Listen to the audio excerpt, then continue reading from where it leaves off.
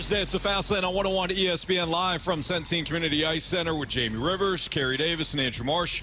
I'm Anthony Stalter. 2:01. Your time check is brought to you by Clarkson Jewelers, an officially licensed Rolex jeweler. Tomorrow, boys, it's Freedom Friday. Yes. Looking forward to that. So if you got any suggestions on topics, it's your show, people. So you can send them in via the Air Comfort Service text line today, tomorrow, if you want to save some for tomorrow.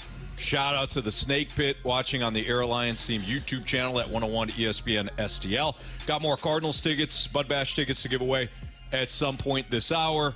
And we're going to be talking plenty Cardinals, Blues, and whatever pops up in our crazy ass heads. So should be a good show today. Yes. Oh, yeah. It's scary. Let's speak for yourself, Gary. Yeah. Well, no, okay. I'm speaking for you specifically. No, I don't appreciate I was speaking that. for you. Yeah, thank I was you. speaking for him. Yeah, no, it's probably more like Yeah, I think so. Yep. The guy on the end down here he's okay. He's a good he doesn't kid. have crazy thoughts. Sweet kid. Yeah. I can get crazy from time to time. Crazy a little bit. A little bit, very tempered, but, I don't think my thoughts are crazy. You are the only one. We love you, though. What the hell's going on? I mean, ambushed here. It's Ambush Thursday here at Centene Community Ice Center. Carey speaks for all of us. All right. Wow. The Rays, as we know, they're getting healthier in their rotation, so they have some guys available. And I was looking at this before the show. Mark Tompkin of the Tampa Bay Times reported at the board. No, they didn't. Their bullpen blew it late. But Zach Eflin's going to be available. And again, according to the Tampa Bay Times, the first starting pitcher, but he's going to cost $18 million next year for the team. But he is cost controlled, so he won't become a free agent until after the following season. We spent a lot of time talking about Zach Eflin and Garrett Crochet and Eric Fetty and UC Kikuchi from the Blue Jays, guys that could be available at the deadline. When it comes to the Cardinals, though, how important is it for them to acquire somebody that's cost controlled for at least next year? Yeah, I think it's big because here's where I'm at with it, and this is what I believe from the start. And we've talked about this. John Mozeliak is trying to bridge the gap between his current rotation and what the future holds with whether it's McGreevy, Graceffo, Hentz, Jerpy, like the next wave. But he doesn't quite know when that's going to hit.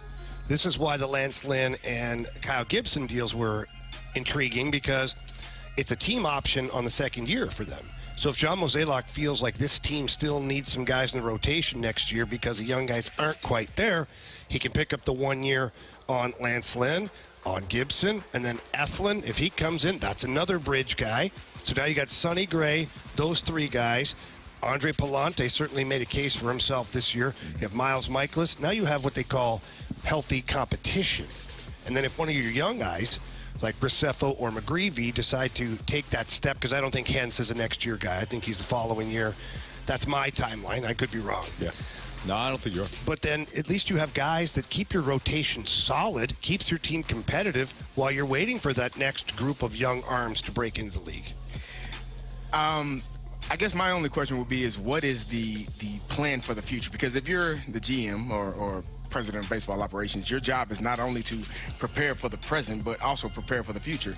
If you go and get a guy like Zach Eflin, his contract is up in 25, so you'll have 5 4-year starters that would be done after 2020. Look like 3 rookie pitchers and Andre Palante and somebody else, and Sonny Gray. Yeah. That, to me, is the question that I think the Cardinals have to that's what you have to figure out. You obviously want to win now. You want to have an opportunity to win now, but you also want to set yourself up for years to come. A 3 to 5 year plan should always be the mindset that you're working in, and if you're not, I think you're set. You may set yourself up, and if you don't win a championship, then you're really screwed at that point in 26. So I was kind of hoping that this year would, and you kind of talked about this, Jamie, this year would just be the bridge year, and then some of these guys would start coming up. Maybe not Tink Hens, but next season Gordon Graceffo would be ready, and some of these other guys that you're trying to bridge the gap to.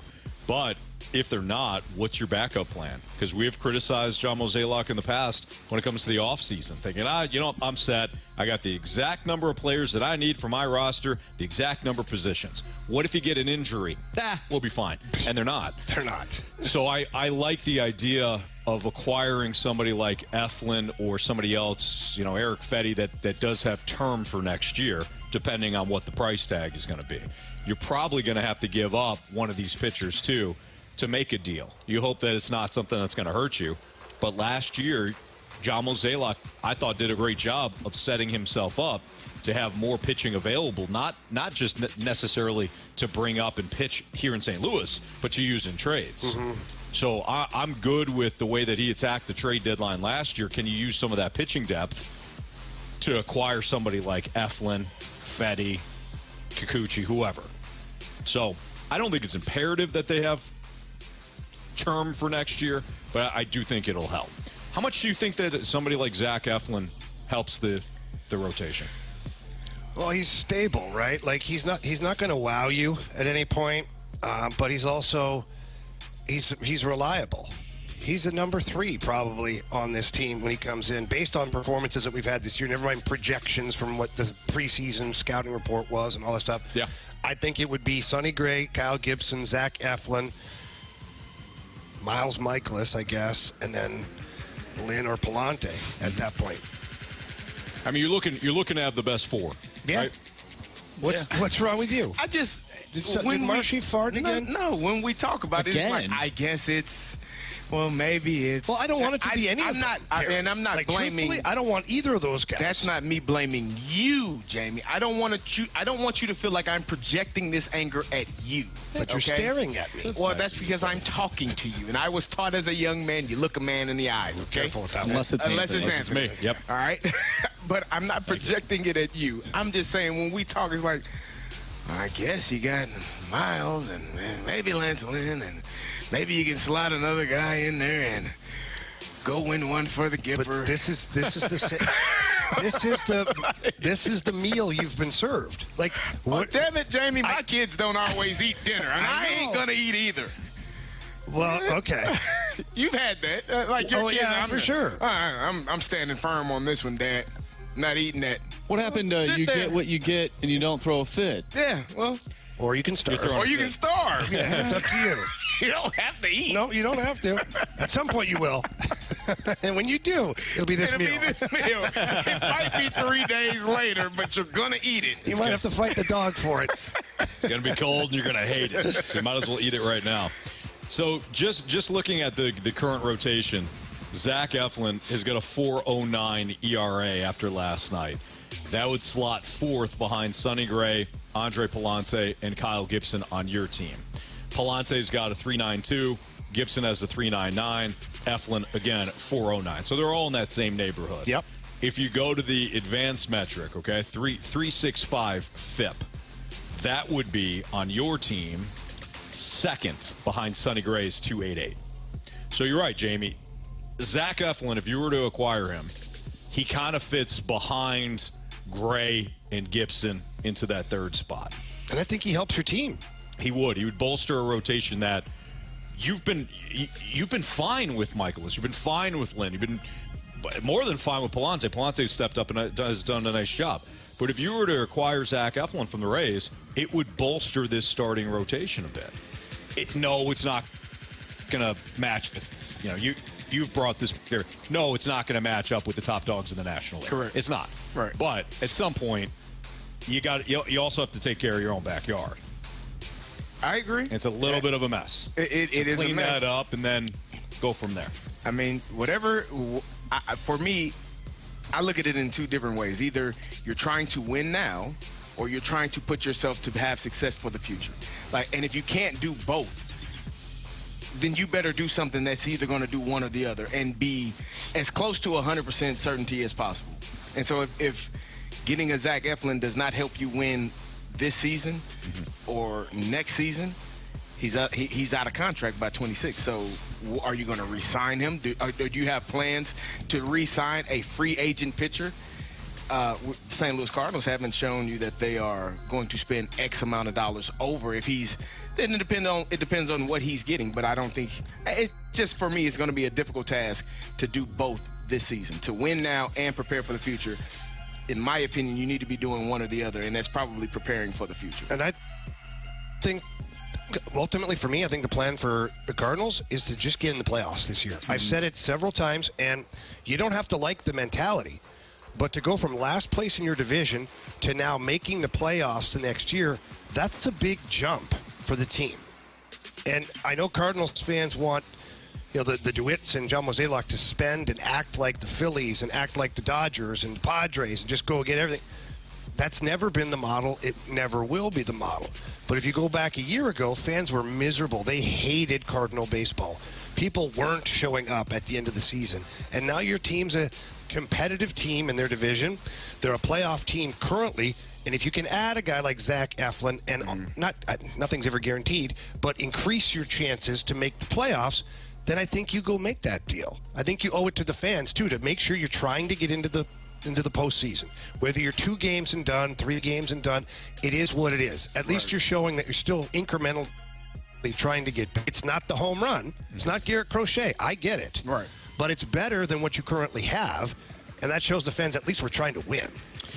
So there's the old saying of I don't need to outrun the bear. I just might apply to what the Cardinals are facing right now in the National League. We'll tell you about the latest injury impacting a team outside of St. Louis next on 101 ESPN.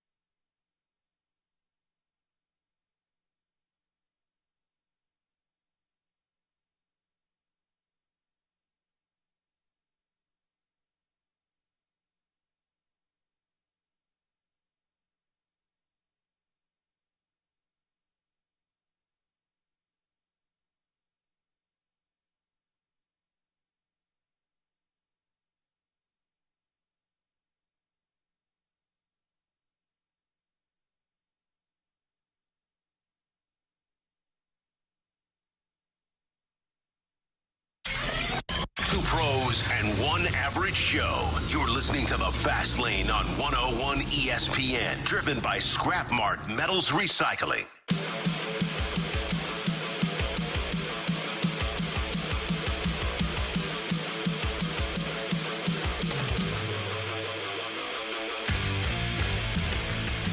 It's Fast Lane on 101 ESPN. Jamie Rivers, Carey Davis, Andrew Marsham, Anthony Stalter. Christian Yelich was placed on the 10-day IL with lower back inflammation. Certainly not great news given Yelich's history of back injuries. He's 32 years old. Didn't really want to get into specifics, but the injury is not great. As of now, he isn't sure of specifics in terms of recovery or next steps, but the Brewers will send him to see a spine specialist on Thursday to discuss any and all options, including season-ending surgery. Even though we should probably hold off on this, it don't look good from the Brewers' standpoint that Christian Yelich was placed on the IL. How was he playing? And he's seen a spine surgery. How's the season going? Spine specialist. Spine special. There you go. I'd struggle with that. He was very good this season All right. for the Milwaukee Brewers. I haven't really been tracking the Brewers all that much except for their wins and losses. So yes, he has been very good. He's kind of had a resurgent season for them. So that's good news for the Cardinals then.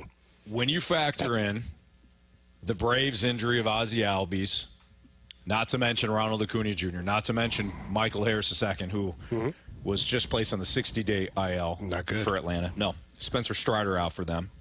You kick it over to Milwaukee. Again, Christian Yelich perhaps down for the year. Like I said before the break, sometimes it's not about how fast you can run. It's whether or not you can run past your buddy when the bear's chasing you. So, you don't want to pull your buddy along? Bear's chasing, you got to run. Depends how angry the bear is. If the bear's angry, I might be sweeping the leg on my buddy. Yep.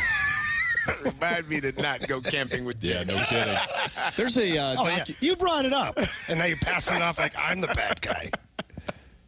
I didn't add to it. I didn't say sweeping the leg. Guys, I can promise you this. If we're in the forest and a bear is coming after us, I'm not going to throw you guys to the ground. I'm not going to. We're going to figure that crap out. We're going to take that bear down behind the woodshed. That's right. Thank you. Yes. You're wearing that bear skin like a hat. Like, Yeah. You know what? No, that's not too much. I don't think. If we're getting attacked, if they're in danger or something like that. then they shouldn't be attacking. It's called the fast lane. self-defense. Are they endangered, or are they in danger? We would because be all of in danger. us. Yeah. Would we, all four of us? In danger. I think the bear would be in danger. Probably. With four of us? Yeah. I mean, it's wishful thinking. One of us would have to be the one, though, The that sacrificial lamb? not so much a sacrificial lamb, but you'd have to engage the bear to get his attention. Yeah, look at him. And then you other guys, who Attack him from behind. you guys better get the tree sticks, the branches, whatever you got around you, big rocks, and be ready to roll because whoever it is who's in the sights of the bear, you're gonna have to make sure you don't leave him hung out to dry for too long. It's probably me. Probably the fastest, most agile. Absolutely. You're young. You're spry. I saw a documentary about a bear that got into some drugs, actually. Oh, yeah. And based on, it's a true story. Really? Yes, a documentary. It's a true story. And those people did not have good luck at all. I don't know if I'd want to be even trying to defend myself against a bear that's high on cocaine. Yeah. No. I'm not sure. No, probably because the not. bear's not feeling any pain at that point. So you know, like death is the only outcome for one of you. Right. For the bear, you're gonna have to. You gotta think we opposite. can survive. Hey, you got to believe, right? Yeah. Not if the bear is attacking us, Carey. Like at that point, like even injuring the bear is not an option because gonna have to kill he him. ain't feeling nothing. You're gonna have to kill him. But we just have to be agile long enough. Yeah. To Stick kill and him. move? Stick and move. Yeah. Yeah. Maybe Don't the climb bear. a tree. Don't basically don't Yeah. do anything. Yeah. Don't run. They're faster than us. Strong. Are they? Yeah. Oh, they can motor. They can motor. Maybe we'll get lucky and the bear will be sick. It might be. Yeah. That's what we'd be telling everybody. If we It'll took him end behind the up woodshed. sick. Yep, exactly. Yeah.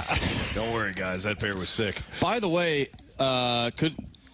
should I say it? No, you should not. Okay. Just keep going. We'll talk about it later. All right. What? No. Go ahead. He doesn't What were you want talking- it. He doesn't. I don't want him to say it. Go ahead. Why?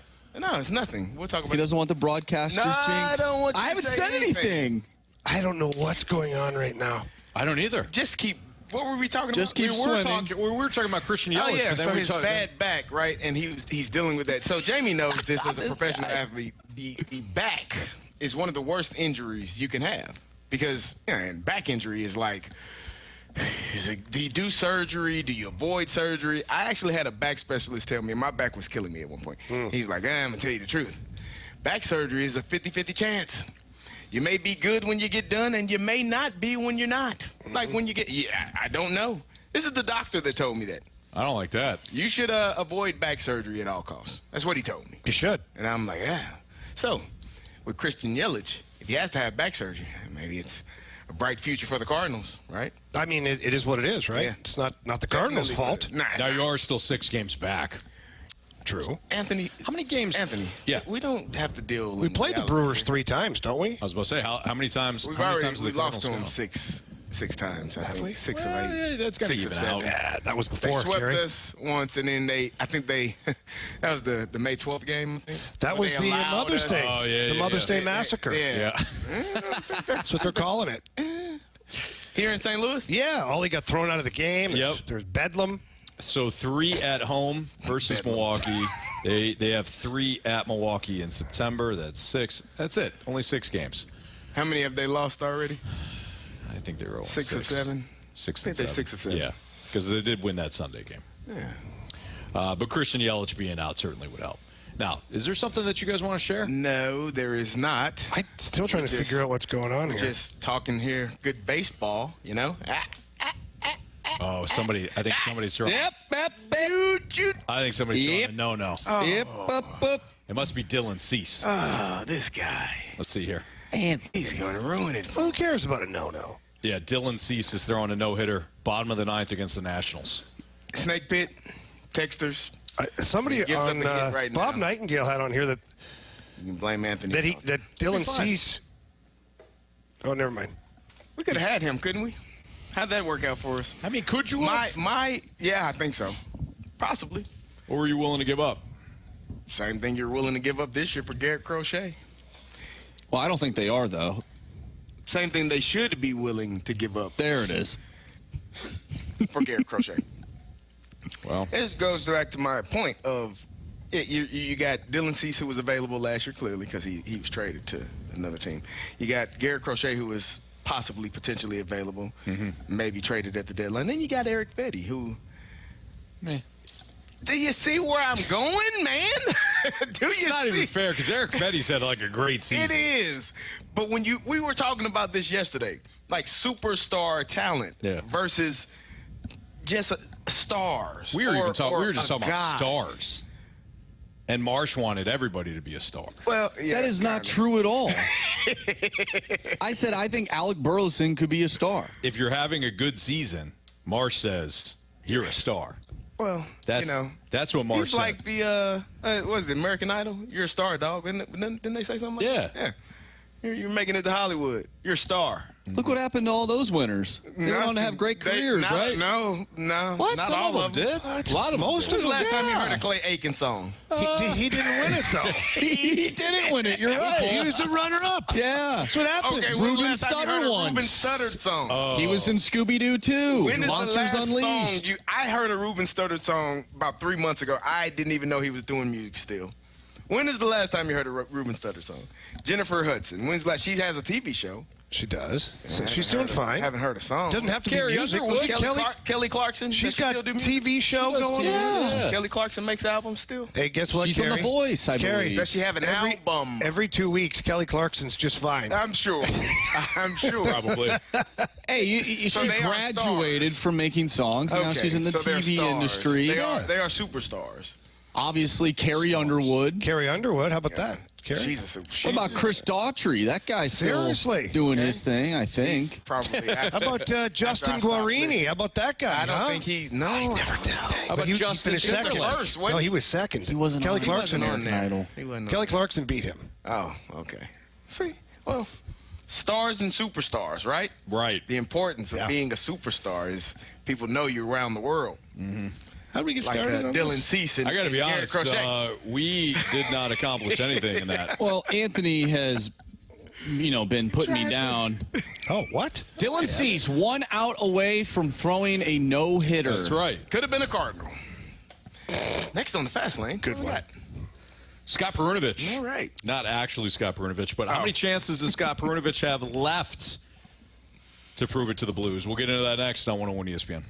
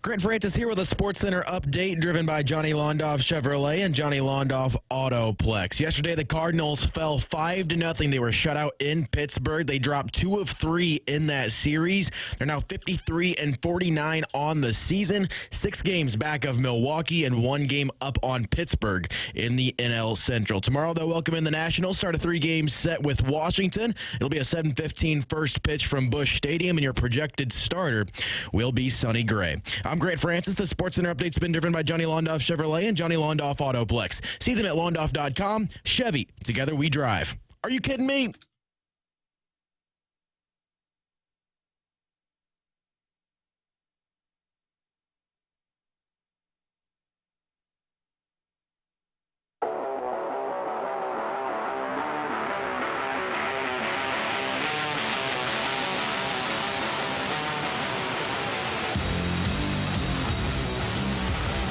Congratulations to Dylan Cease, who threw a no-hitter against the Washington Nationals just moments ago. There's your broadcaster, Jakes. Good for him. Good for him. Good for him. Do the Padres have no in their history? Yeah, Joe Musgrove threw one a few years ago. He did, yeah. Old Joe. So nice job. Dylan Cease tosses his first career no-hitter, second in franchise history. There you go. So that was the second for the Padres. You know, it's a shame, Carey, when we were talking about this before, in the offseason, and Jamie and I were all about getting Dylan Cease, you were like, nah, I don't think so. Yeah, Carey pushed back. This is madness you speak of.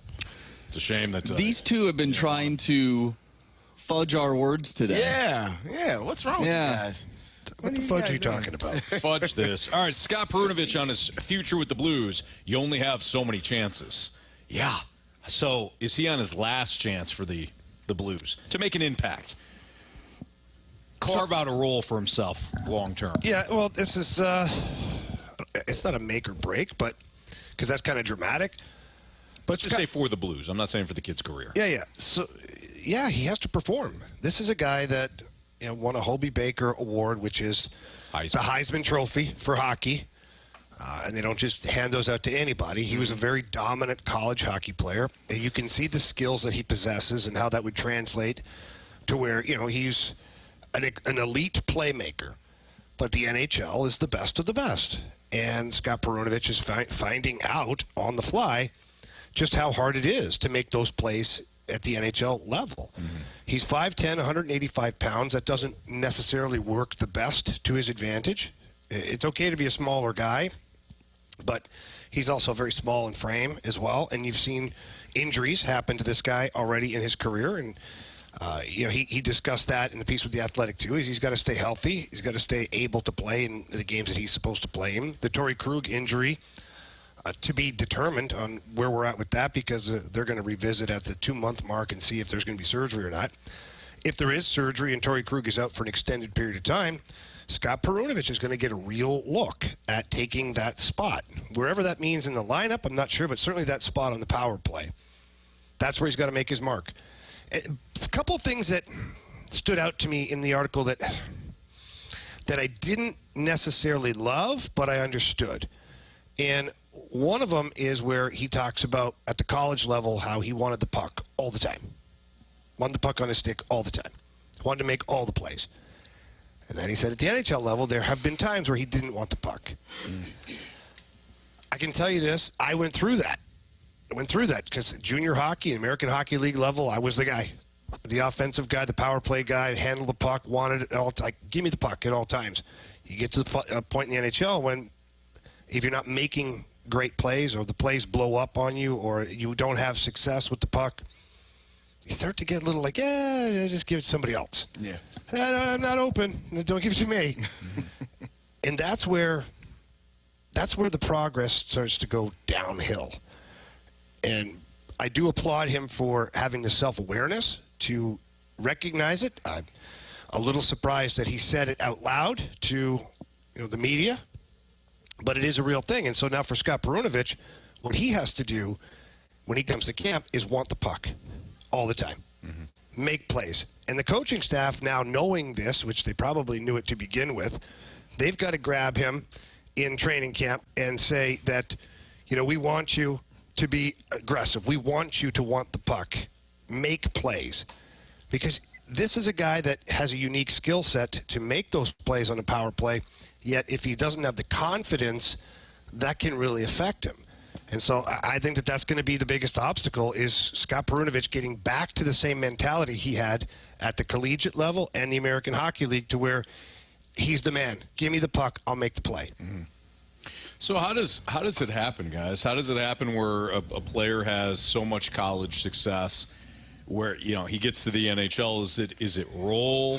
Is it because Jamie, you didn't play collegiate hockey, but you did have a lot of success in the juniors. You had a lot of success before you got to the NHL, and if it weren't for, and you've talked about this, if it weren't for some pre-draft stuff, maybe you go in the first or second round as opposed to the third. So you're somebody that is an offensive defenseman, somebody that can put the biscuit in the basket. But you get to St. Louis, and now they're asking you to do something differently. So I don't want to say, is it the team's fault or is it the player's fault? Because I'm sure there's a combination of it. But both.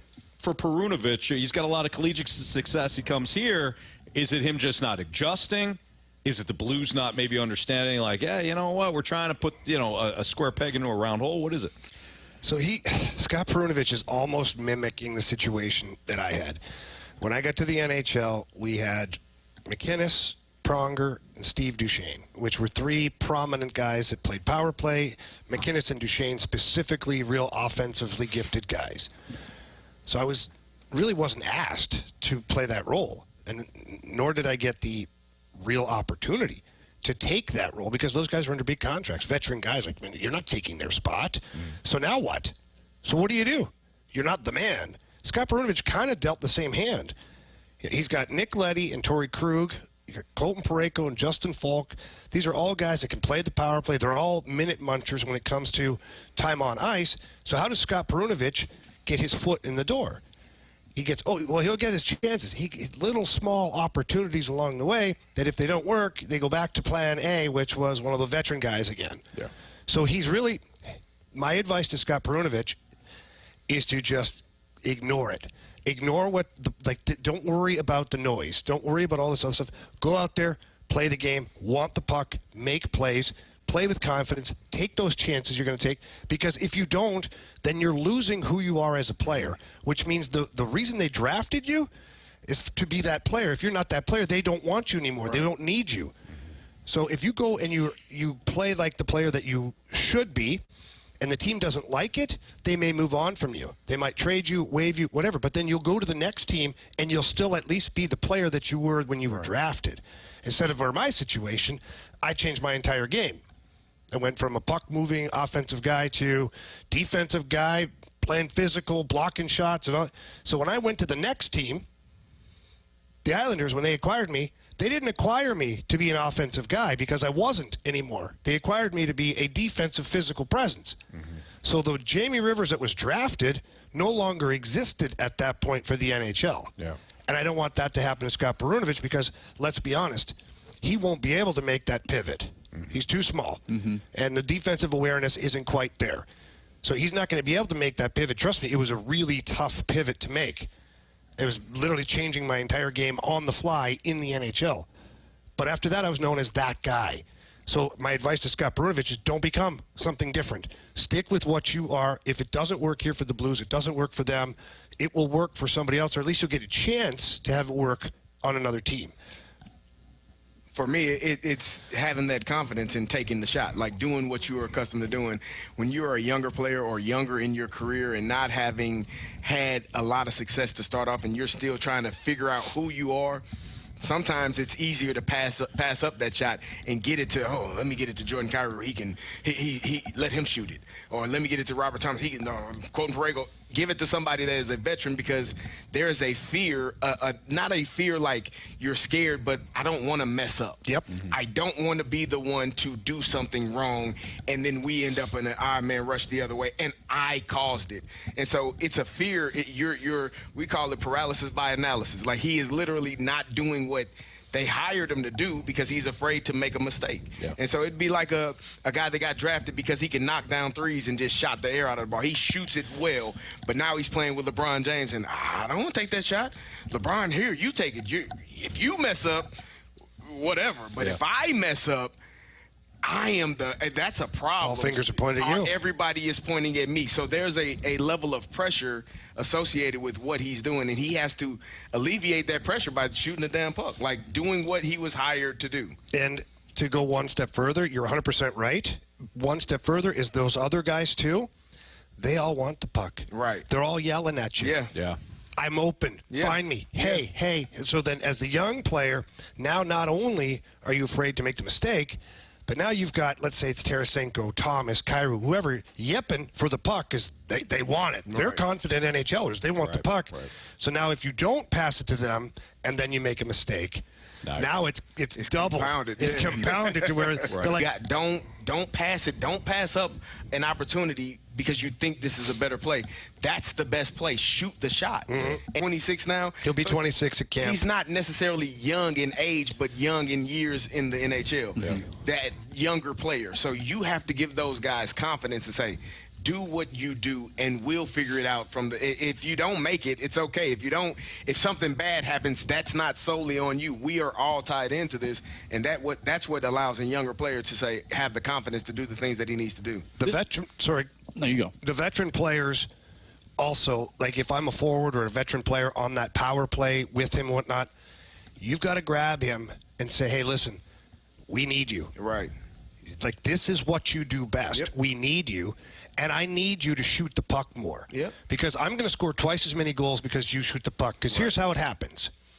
You shoot the puck, they have to watch you. It leaves me wide open. Next time you pass the puck to me, I can score. Right. Mm-hmm. Or if I'm Jake Neighbors, shoot the puck because I can deflect it in. Right. Or I can get a rebound. Or I can do. But when you don't shoot the puck, it becomes 4-on-4 down low, and now it's just a battle. It's a grind the whole time. So the veteran important things for all of us to be successful. And if you do that, then we'll all reap the benefits of that. Right. I mean, this could be a stretch, too. And we talk about confidence and whatnot. I just wonder if there's too much expectations that he's put on himself, because he was one hell of a hockey player at Minnesota Duluth, won the Hobie Baker Award. The guy that won it the year before, defenseman, UMass, Cale Makar. Look what that guy has done. Mm-hmm. And when he was drafted, when Scott Perunovich was drafted, and me seeing him play when I was in school, I was like, man, this guy, I mean, I don't know if he can be Cale Makar, but he can be pretty damn close to it. And I just haven't seen that. I wonder if he has put those expectations on himself. Maybe, but here's the difference. Cale Makar got drafted to a team that really wasn't very good at the time. That is true. And I go back to see players that were drafted ahead of me or to other teams that were crap. Mm-hmm. And some of those players went on to have more successful offensive numbers than I did. Mm-hmm.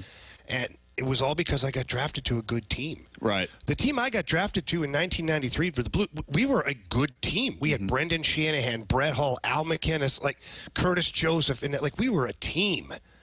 So that's harder to find ice time, token ice time on a really good team. And then it's even harder to make mistakes on those teams because they have other players. They bench you. Whereas Cale Makar comes in, he's trying to walk the blue line, try something fancy, gets poked away, and they score. No, well, hey, Cale, you're up next.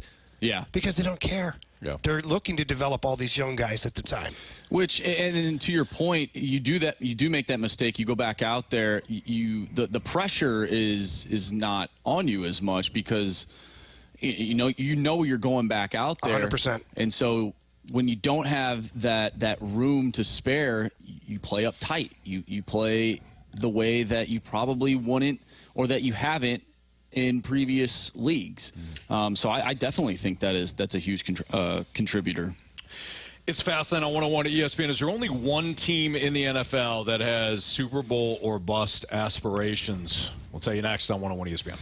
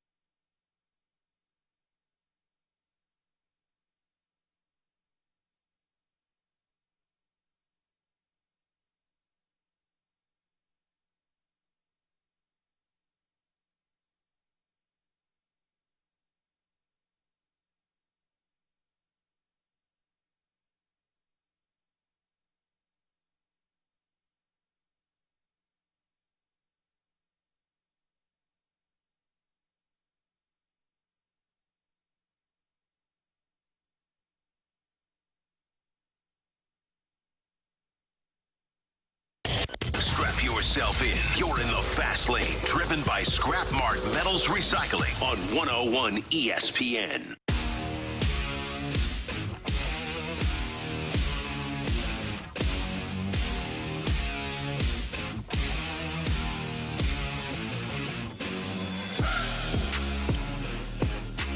With Carey Davis, Jamie Rivers, and Andrew Marsh, I'm Anthony Stalter. It's the Fast Lane on 101 ESPN. We're live from Centene Community Ice Center. If I were to ask you guys how many teams are Super Bowl or bust in the NFL this season, how many teams would that be? Well, like, how long would the list be, in your opinion? Super Bowl or bust, Super Anthony? Bowl or bust? This is a very serious question so early in the show. I think there would only be one. Okay. Just one? Just one. I have two. Actually, Okay, two. yeah. I got a couple in mind. Super Bowl or bust. So a team that is capable or should be a contender? Capable and, like, feels the pressure maybe because of a roster situation. Okay, that's right in that category, Anthony. That's number one. Okay. Now, I did find a second one, and maybe, Carey, you were thinking. They signed. Pretty much everybody is signed under contract. And there were talks last season that Nick Sirianni may not be the man for the job. Yeah. And you made it to a Super Bowl and lost. And so I think that they are a team that their window is open, but how much longer is it going to be open? How much longer is that head coach going to be in place? You know, you signed Saquon Barkley in the offseason. You lost some key pieces, Jason Kelce. You lost a few other guys. But Fletcher Cox is gone. But they did a really good job in the draft. And, again, adding Saquon Barkley to the run game I think is going to be extremely beneficial. But can Jalen Hurts be the quarterback he was a couple of years ago and taking that team to a Super Bowl? Last season they played really well to start the year off and then stunk it up as they went down the stretch. So for me, that's another team that I think is Super Bowl or bust. That's a good one. I wasn't thinking of the Eagles, but you talk about their draft. There's always a team every year that I'm like, man, I love that draft. The Eagles have been that team 4 or 5 years. I'm like, man, I love the draft. Man, this past season I really liked it, but it wasn't the Eagles I was thinking of. I've got one too. I'm going to take a shot at it. Yep. I'm thinking about the Ravens. There you go. That was the team. That was the other team on my mind. I think the Ravens are the other team that are kind of Super Bowl or bust. They had a lot of look, you lose your defensive coordinator because McDonald went to Seattle, so you have to make the change there. You lost, 3/5, I think, of your offensive line. You lost some defensive players like Patrick Queen, so it's not going to be an easy transition. But when you have Lamar Jackson, you hosted the AFC Championship game last year against Kansas City. You've been knocking on the door. You've already paid Lamar. I think this is a season where you're like, yeah, man, the expectation should be that you make a deep run again. Well, they also acquired Derrick Henry. And they signed Derrick Henry which I absolutely love. So if this team can't get to a Super Bowl, there's a problem here. Well, I love the addition of the Derrick Kansas Henry. City Chiefs. Yeah. Well, yeah, you're right. You're right. It's called Patrick Mahomes. I love the addition of Derrick Henry because I feel like this is going to force them to run the football. You cannot say, oh, well, we got Gus Edwards or J.K. Dobbins. Like, those guys kept getting injured. There was a young guy last year that got injured towards ACL. I can't remember. Was it from the Ravens? From the Ravens. Towards ACL. Was it Keaton? Not Keaton. I can't remember who it was. Keaton Mitchell? Keenan Mitchell? The running back. He was doing well till he got hurt. He looked great. He looked really good. But you had all of these guys kind of filling a role, filling a void year after year. You got a guy now. Yeah. And if you don't hand the ball off to Derrick Henry at least 15 to 18 times a game, it's problematic, in my opinion. So I think that's going to force them to do what they need to do, which is run the football, which will allow Lamar to be that much better. And come playoff time, you have to run the football. They gave their running backs 6 carries total against the dang on Chiefs in the AFC Championship game. They ain't going to win. It's not going to happen. So I agree with you. I think that's another team that is Super Bowl or bust, but the addition of Derrick Henry should be extremely beneficial for the Ravens. I got 2 that if I threw it out there myself, I would shoot them down immediately. I've got 2. Go ahead. I would say no to these, but I think there's a case for it. I'll start off with one of Jamie's teams, the Lions. You think they're Super Bowl or bust right now? You're building it up. You're building it up. Like, that's a really good team. Yeah. They've got their quarterback in place. The offense is coming back. OC is coming back. Who knows how long Ben Johnson's going to be there? Yeah, true. You got all this continuity. I think from a fun expectation, like in a good way. Like the 49ers are like, man, you're locked and loaded. You've been there. You've been there. You've been there. Come on. But the Lions are a little bit different. Like, man, this is an exciting team. Yeah. Everybody's rooting for them. They get to the NFC Championship game last year. I think there's an argument to be made for the Lions. I see what you're saying, and I mean, if I squint, maybe. But I have two other teams probably fall in the same category, but for different reasons. Mm-hmm. So you're talking about the Lions team that's ascending, and you're like, okay, yes, it's that time. Mm-hmm. I'm talking about a team that's maybe going the other way. The Buffalo Bills. I look at that team, and they have been like so close. Now they've lost their number one wide receiver, Josh Allen. Like, is he or is he not the man? Yeah. Like, that team in a year to 2 years from now could be like dismantled. So like, if they don't do damage now, and I don't think they're capable of it. Mm-hmm. So when I say like Super Bowl or bust, like that's a stretch. Yeah. But a year or two from now, that team, they could be last place in that division. That's why the way that you bring up Buffalo is why I think it's important that Detroit capitalizes. Because you're right, Buffalo was like, we're ascending, we're almost to the top of the mountain, and then it's like, now you're kind of fading back. Like, why am I getting further away from this mountain? You don't want to be that if you're the Lions, but Buffalo's a good one. Is it crazy to think that Buffalo's best year was when they lost in the playoffs to the Chiefs? No, I think that was when they were like this. Like, that was and then all of a sudden. It just feels like, because they lost to the Bengals, I think, the following year at home. That was the DeMar Hamlin. That's when the Bengals. They lost. They did whatever they wanted to. Yeah, they lost to them at home, and then they lost again this past season. It's almost like that was the best opportunity that they had to be a championship team. I personally think the Bills' window is closed. Like, I don't think there is no way, in my opinion, you get rid of your best player, your second 1A, 1B when you lose Stephon Diggs, and you think that you're a better team. Like, it's impossible in my mind to think that you're going to get rid of the best receiver on your team and somehow you got better. Yeah. Like, I agree. When the Vikings did it, they drafted a young man named Justin Jefferson that they were like, okay, we'll take him, sure. But Keon Coleman ain't Justin Jefferson. At least not yet. I don't think he will be. That's not yet. Not yet.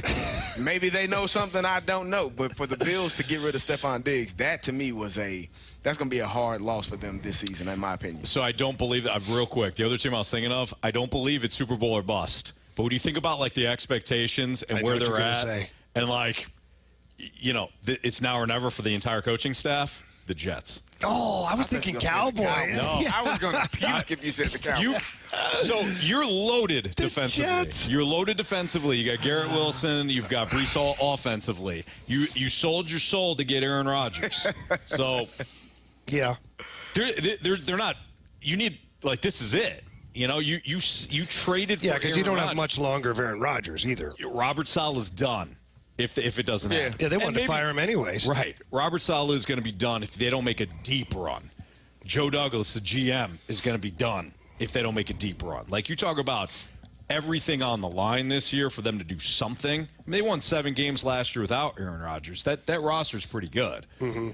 Now, I don't like I Rodgers. don't feel like they're a Super Bowl or bust. I don't. I don't even think it's a.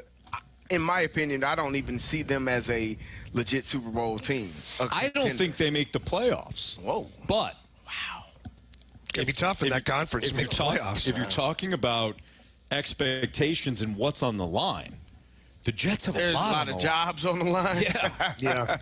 So, no, interesting nonetheless. All right, so if 49ers were like the top, so we can agree on the Niners? Yeah. I'll give you the Eagles. Yeah. Ravens. Is that 3? Yeah, I think so. I think that's the cutoff, yeah. All right, it's Fastlane on 101 ESPN Live from Sensing Community Ice Center. The most overrated and the most underrated Cardinal. Who's your choices? Save it. That's next on 101 ESPN.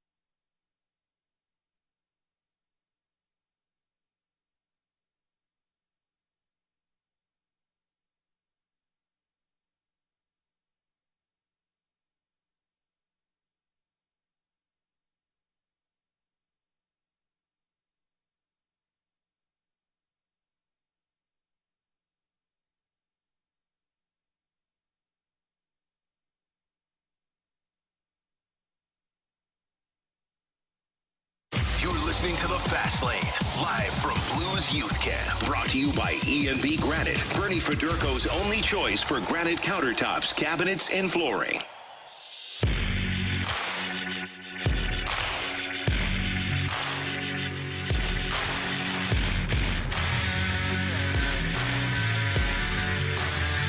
.303, your time check is brought to you by Clarkson Jewelers, an officially licensed Rolex jeweler, with Andrew Marsh, Carey Davis, and Jamie Rivers. I'm Anthony Stalter. Appreciate everybody tuned in today here on 101 ESPN. The most overrated and the most underrated Cardinal thus far in 2024. I don't like this game. All right, I'll go. Is it fair? Underrated. Let's start there. You want to start there? Yeah. I would say the most underrated, in my opinion, and it's probably, I might have a couple of guys on that list. It would be, I think Wilson Contreras would be one, even though, he is what he is. I think we forget how important he is at times. We saw it when he was out and Pages was unable to hit and Herrera was unable to throw out runners. Combined, they were good.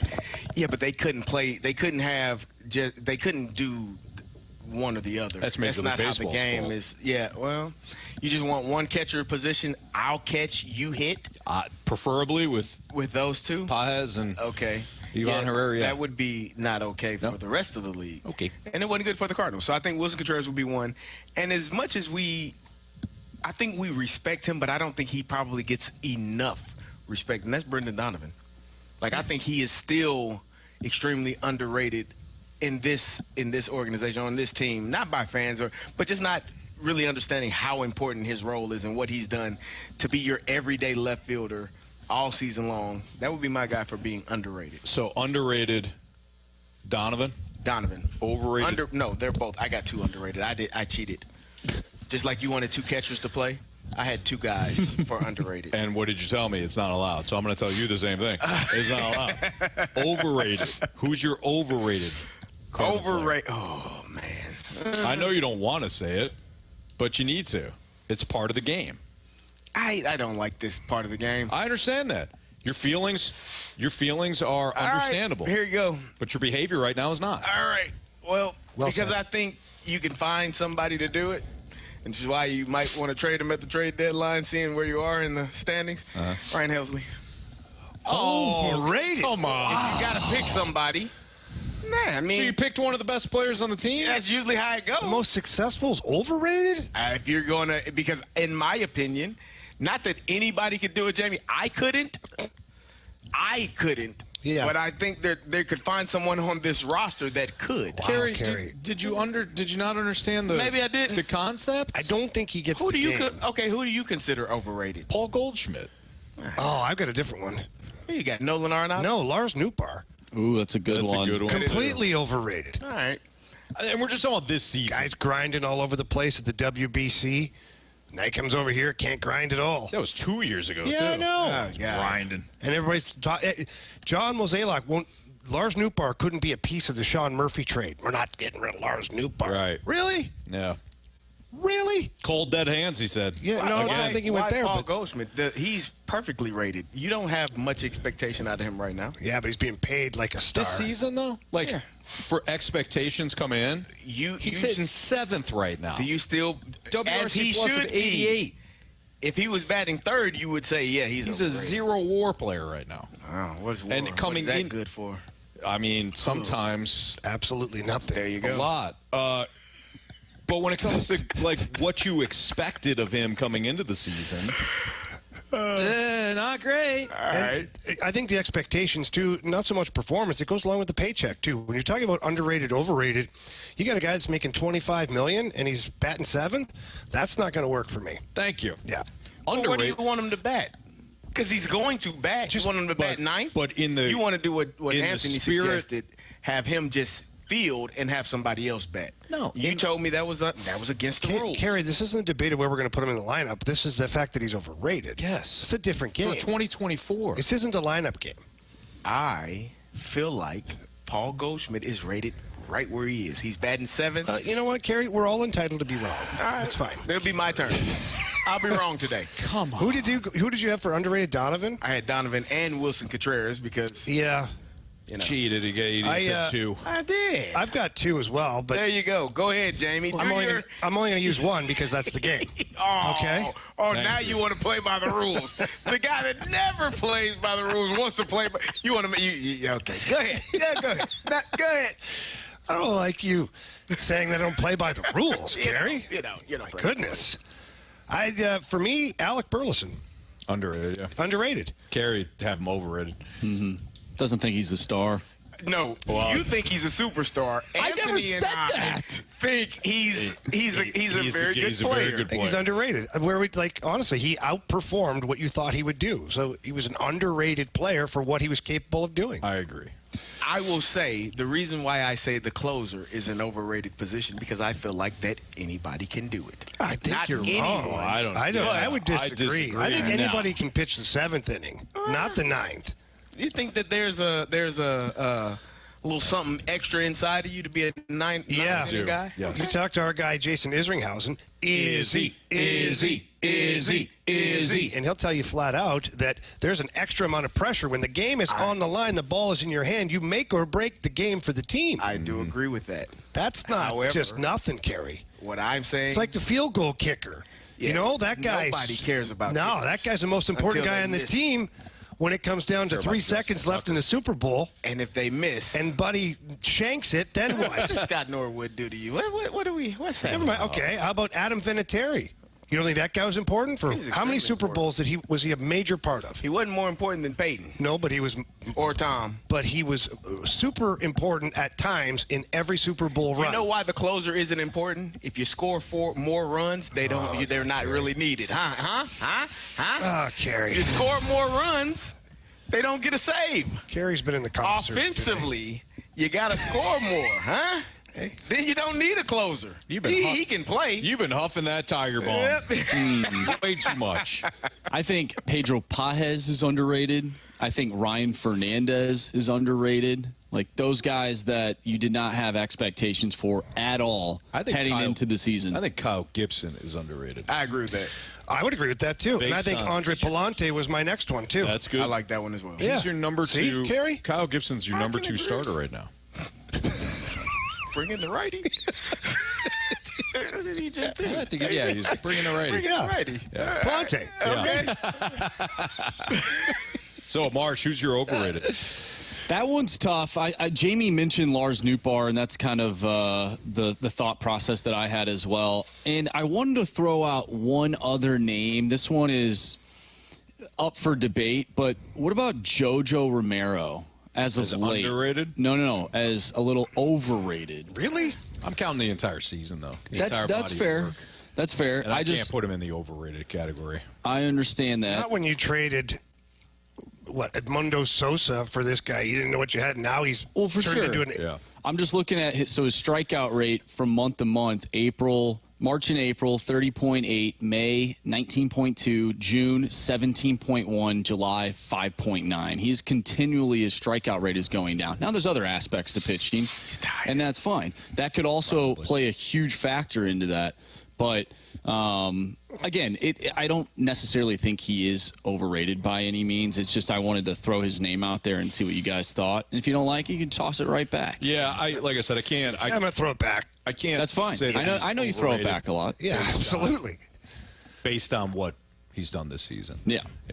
All right, we got Blues Q's coming up next. So if you've got a Blues Q question, 314-399-9646 is the Air Comfort Service text line. If you got any Blues-related questions, send them in. Blues Q's next in the Fast Lane.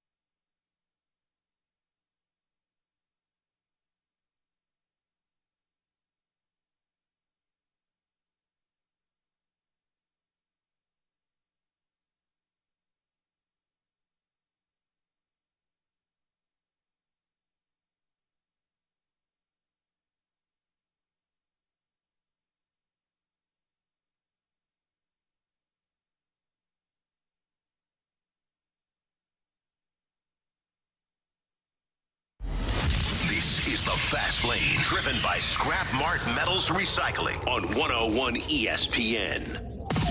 Now, it's time for the Fast Lane's Blues Cues.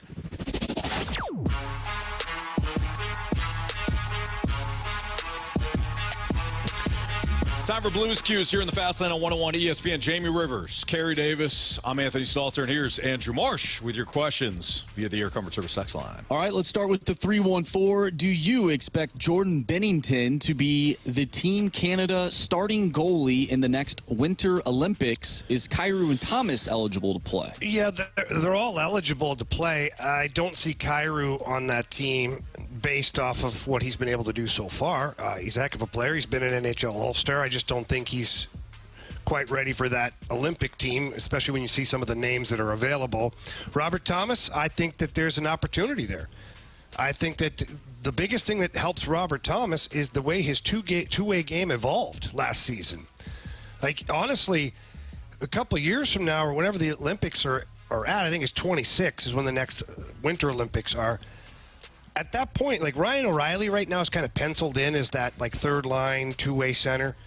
Robert Thomas could surpass him on that list 2 years from now. If Robert Thomas is putting up 95 to 105 points in that category, he's a Selke Trophy candidate or talking about in that category, he makes your team good. He's a better skater than Ryan O'Reilly. Like, you have to look at it. And I'm just using Ryan O'Reilly as like an example right now. There could be other players as well. So I think Thomas is a possibility. I think Jordan Binnington is part of your goaltending tandem. I don't know if he's your starting goaltender.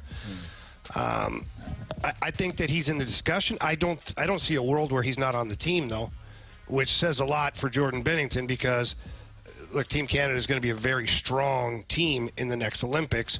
And if he's in the conversation to get some games while he's there, all he has to do is stop the puck, and he'll become the number one. And that's how those tournaments work, is they kind of sort of have a number one, and then once the games start, they figure out who the number one goalie really is, and they go with that guy. I forget what Olympics it was, where Marty 16. No, Marty Brodeur was not the starting goaltender, and as the tournament went on, Marty Brodeur became the starting goaltender and ended up being the guy who started in the gold medal game. Was it 2002? In Salt Lake? Yeah, I don't know. No, it wasn't that one. Oh, man. I can't think about it. I'll think of it. Next question, please. Anthony, you looked that up. I will. From the 573, does Texier have the potential to be an underrated trade for the Blues? Yeah, obviously. Didn't give up a whole lot for him as far as like nothing that hurts you. And so when I look at a player like that, he's got tremendous upside. The team this year that he'll be playing on will be better than where he was last year. He's got good speed, good skill. Yeah, I think it could end up being a trade where you look at that and go, yeah, you know what, that really helped us. And he's a young player, so what is he a year or two from now as well? That could really help you. From the 636, who are the odd men out forward-wise if Dvorsky and Bolduc both make the roster? Oh, wow. I think Nathan Walker probably, unfortunately, finds his way to the outside looking in. And then I'd have to go through it. I mean, Alexandrov was qualified with that. I think he's on the outside looking in. And trying to think of who else. Is Kapanen guaranteed? No, Kapanen's not guaranteed. If Dvorsky and Bolduc make it, Kapanen could be a casualty as well, to where he'll be in and out of the lineup. Yeah. So I think those are the guys that are at risk. That the highest risk is Walker, Alexandrov, and Kapanen.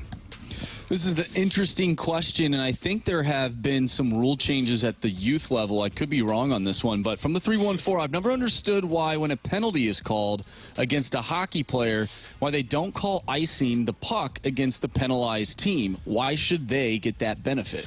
So there is talk. So at the youth hockey level, USA Hockey has changed the rule. So they did change the rule. They did. Okay. So minor hockey now, you can't ice the puck. If you do, it's called icing. Mm-hmm. Just like the whole rule is. The NHL has not ventured into those waters yet. We'll see. But here's my thoughts on it. Is at the youth level in particular, Marshy, and you'll identify with this, all the best players play the most now. Mm-hmm. So the kids who need to develop, there's kids that like not that they're role players, but they're not as talented dynamically or skating, whatever, but they can kill penalties because they're gritty, they're smart, they play hard defense, and they're a part of the team. They bring an element to the team. Well, I watch a youth hockey game now, and some teams, just the best players play. Yeah. Some kids barely play because when you get a power play, the best players are on the ice. When you get a penalty kill, now you put your best players on the ice because now it's like basically it's keep away. You want to get the puck and keep it away from the team on the power play. You're not going to put your slower players or your grittier guys out there. You know, right. Nothing but your dynamic guys because they can handle the puck. They can skate. Keep it away from the opposition. So then the kids who are on the lower side of the team, they don't develop as good because they don't get as many touches, whether it's on the ice or even puck touches. Now, when it comes to the NHL, I don't know if you have to worry about that, but there would be an element, like if you have a Connor McDavid and Leon Draisaitl you could put out there to kill penalty, well, what do you need guys like Corey Perry for, or Evander Kane even? Like, those guys become a little bit obsolete. From the 309, which Blues newcomer makes the biggest impact? Wow, newcomer. So we've got the Joseph boys. We've got Foxa, Texier, Suter, and then possibly Dvorsky if he's able to crack the lineup. I think that's it, right, Marshy, as far as bona fide newcomers? Yeah. I believe I don't so. know if I can think of another one off the top of my head. I'm sure Anthony could look it up for us. Yeah, like he looked up the Marty Brodeur thing and gave us an answer for it. So it would be nice if Dvorsky could be that guy. I just don't know if he is. It's a lot of pressure to put on the kid, especially right now. We haven't had training camp to look at him. I think Suter. I think Suter could be the guy that makes the biggest impact because he's playing defense. And if Torrey Krug is out, like we think he might be, you're going to need somebody who can play those minutes. And I just don't know if Scott Perunovich is a top 4 defenseman minute-wise. So Suter could end up being the guy that's the most important out of this. Interesting question from Grant Francis Fan Club. Why does Scott Perunovich get a longer leash than Ty Ratty did? Both second-round picks who put up spectacular amateur numbers but couldn't translate it into the NHL. Well, the biggest difference is Ty Ratty didn't have a very high hockey IQ. He was very physically gifted, and so when you play youth hockey, junior hockey, and the lower levels, just that physical ability can separate you from the pack. It doesn't mean that he really knew the game of hockey. He didn't know where to be defensively, didn't know how to help out some of his teammates offensively, couldn't figure out some of the systems. After a while, you just start to give up, saying, like, you're physically able but mentally incapable, and that doesn't fly. And quite honestly, in the sport of hockey, if your hockey IQ is higher than what your physical ability is, you're still more of a positive for your team. The guy that's physically able that doesn't quite get it, that's the ticking time bomb, because you never know when that guy has no idea what he's doing and it costs your team a game. So that's why Ty Ratty wasn't given all the opportunity that Scott Perunovich has. Perunovich thinks the game at a very, very high level, and he still has great ability. From the 314, who will be playing in the bottom 6 for the Blues this year? I think, well, you got Sundqvist for sure. You got Sonny. You've got Joseph. You've probably got Foxa. Let's see, who else are we talking about here? Trying Kapanen right now, based on current lineup. Torpo will be on there for sure. And who am I missing right now? Texier. There we go. So there's your bottom 6. That's your top bottom 6 right there as it sits right now. All right. There you have it. There's your Blues Cues here in the Fast Lane on 101 to ESPN. We have your chance to win a 4-pack of tickets to next Tuesday night's Bud Bash game for Cardinals versus Rangers. Next week's Bud Bash game features a limited edition Steve Klein bobblehead, and we have your opportunity to win tickets right now. And you can find out all the details on this season's series of Bud Bash Cardinals games at cardinals.com/promotions. So here's your trivia question. Jamie and I were appalled about 10 minutes ago or so, that Carey Davis called one Cardinal overrated. Who did Carey Davis call overrated last segment? It's shocking, quite honestly. 314-399-9646 is the Air Comfort Service text line. If you have the correct answer, then you have an opportunity, if you're the 101st Sexter, to go see Cardinals and Rangers. Thanks to Carey. Congrats. And 101 ESPN. All right, do the Cardinals, speaking of which, do the Cardinals have a little bit of everything when it comes to their youth, except for pitching? That's next on 101 ESPN.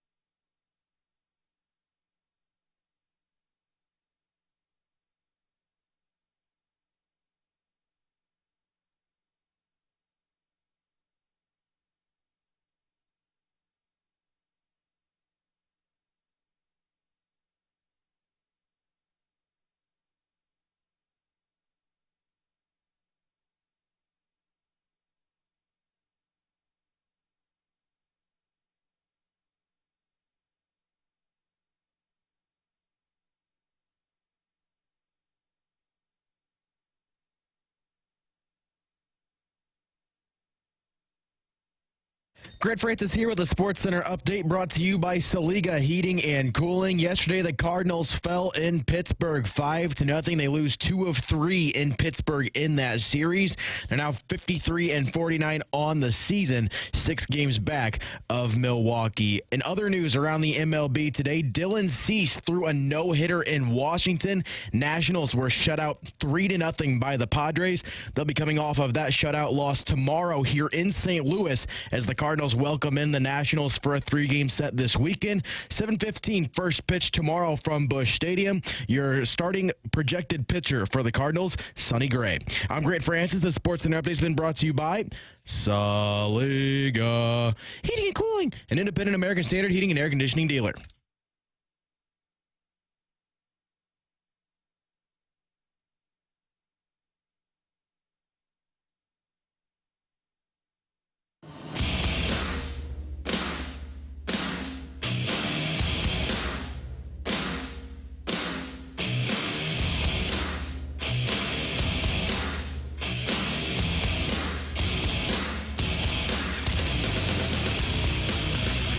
Do the Cardinals have a little bit of everything when it comes to their youth? We were having this conversation off air yesterday, and Marsh said, well, why don't we bring it on air? So what we mean by this is Mason Wynn, somebody that this season at least, and yeah, it's still a projection. He's a rookie, but based on what he's been able to accomplish this year, somebody elite defense at the shortstop position, somebody that can get on base, offers some speed, decent average, somebody that, again, is kind of, a complete player in a lot of different areas. Along the same lines in terms of the youth, Alec Burleson, somebody that might hit 20 to 25 home runs, somebody that can also hit for average, somebody also can get on base at a decent clip. Nolan Gorman, we all know what he brings to the table. Plenty of pop. Yep. Michael Ciani, if you want to include him as in terms of youth, elite defense. If you look at the youth that they have, and we don't know what Jordan Walker is going to be. Hopefully he's going to be a big leaguer next year and beyond. But when you look at the youth that the Cardinals have, do you guys agree they kind of have a little bit of everything, at least from a position player standpoint? Yeah, I think so. And is that a good thing? I think it's got to be a good thing. Because sometimes if you don't have like an elite thing, you're pretty good at a lot of different things, but you're not necessarily great. But the number of elite players around the league, this is why they're elite. You know what I mean? Unfortunately, most of them play for the Phillies and Dodgers, Jamie. Yeah, but I'm talking young guys. Like if you look at elite young players, for the Orioles. And Thank you. And they've got 5 or 6 that are playing in AAA. Yeah, that would be playing on almost any team in the majors. Mateo got hurt for him last night. They brought up a kid today, hit a home run. Jackson Holliday's had a nice bounce back. He's at almost 1,000 OPS right now down in AAA. That seems loaded. Yeah. Absolutely loaded. So, but I think the Cardinals, it's good they have a little bit of everything. I think, too, like when you look at some of the spots that might become open in the next year or 2 or 3, like Paul Goldschmidt, if he doesn't resign with the Cardinals, if the Cardinals go in a different direction, you can move guys to first base. Alec Burleson or Jordan Walker, maybe. Those guys can be first basemen. If Nolan Arenado decides to waive his no trade or wants to be out or whatever, or just plays out his deal, you do have guys that can slide over and play third base. So I like the fact that you've got some young guys that can kind of play around the diamond. And I think the Cardinals have good young players right now. Do they have superstars? I mean, Mason Wynn, for me, falls in that category of a star player. Is he a superstar yet? Maybe not, but, man, defensively he sure is. Marsh, they got like 4 or 5 stars, something. Anthony, I still don't think you understood what I was saying. I know you don't think I understood. I understood completely what you were saying about Alec Burleson yesterday. But you kept arguing that Mason Wynn is that player when Mason Wynn is already that player. And why? Because of all the tools that he has. But I'm saying, can Alec Burleson be the next star? You don't have to be a 5-tool player to be a star. But I don't think you understood my point. Mason Wynn, in your words, and I agree with your words, is already a star. He's a rookie. Yes. So what is it about him? You're basing this off of Alec Burleson's production. My point is, I don't think it's just about production. It's about marketability, swagger. Oh, we're back to this? Yes. Oh, my God. Jameis, sit down. How'd you drag it back? Sit down. What do you Sit mean down. marketability? Sit down. No. Now I won't sit the rest of the show and just peer over His your... knees will give way before he decides that's to true. sit. I would rather die, Carey. If Mason Wynn is already a star and he's Don't only test him. He's played done it before. 94 games, Marsh, I think you're proving my point, which is why I keep bringing Mason Wynn to the table.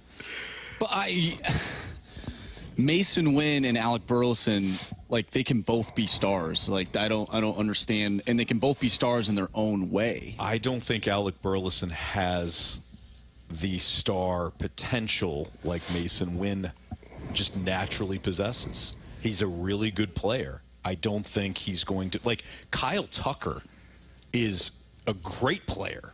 I don't think he's a star.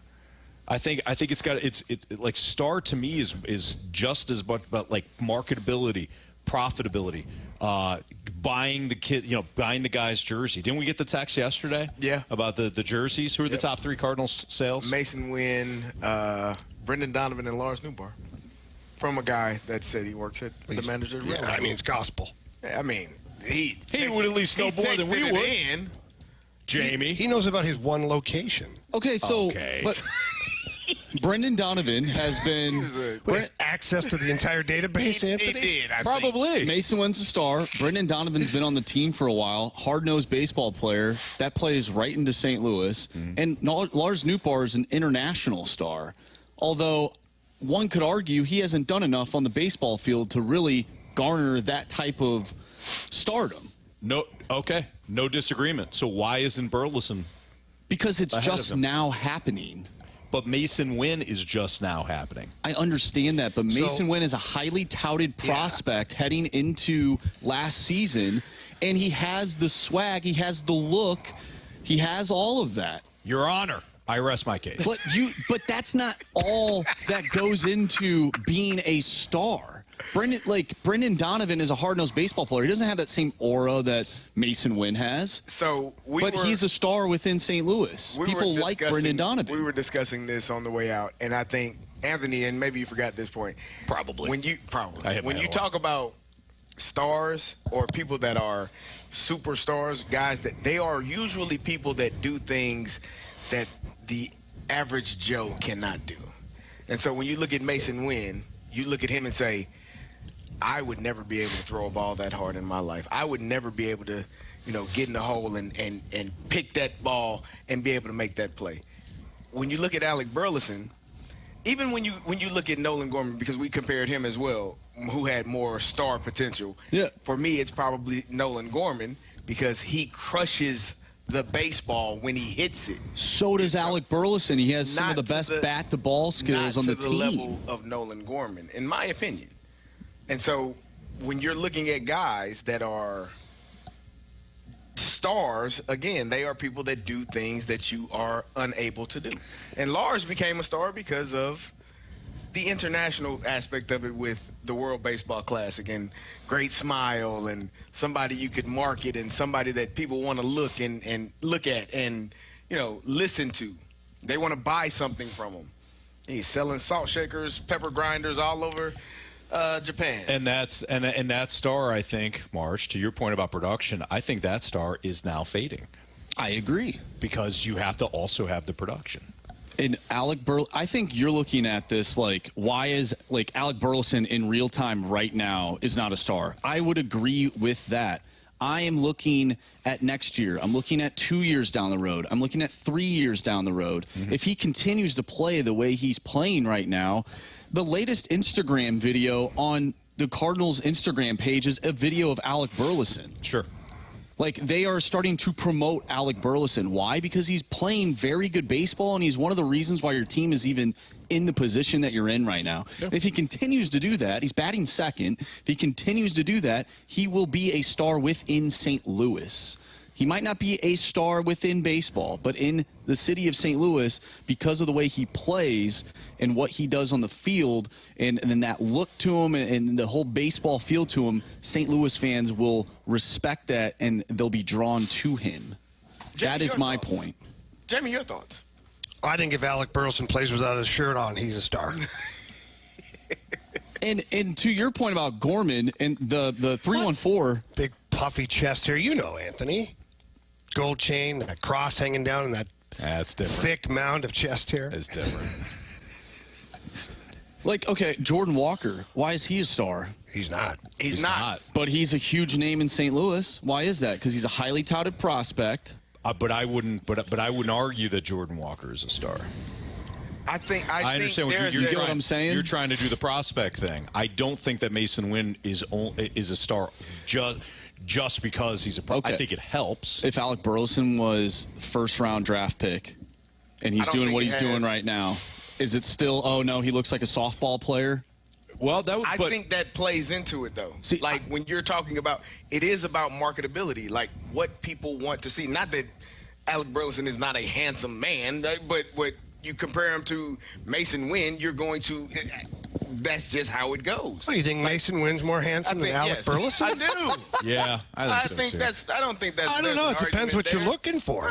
You know, Like if true. you're looking for that drip, then yeah, Mason Wynn's got the chains. He's got the hairstyle. But some people like that man's man. The man's man. Okay. Yeah. That dominant man's man. Alec Burleson, probably that guy. Anthony, your thoughts? I think Mason Wynn probably does pretty well. He does fairly well on the field, Anthony. He's been a great player this year. Don't think Burley does well? Yeah.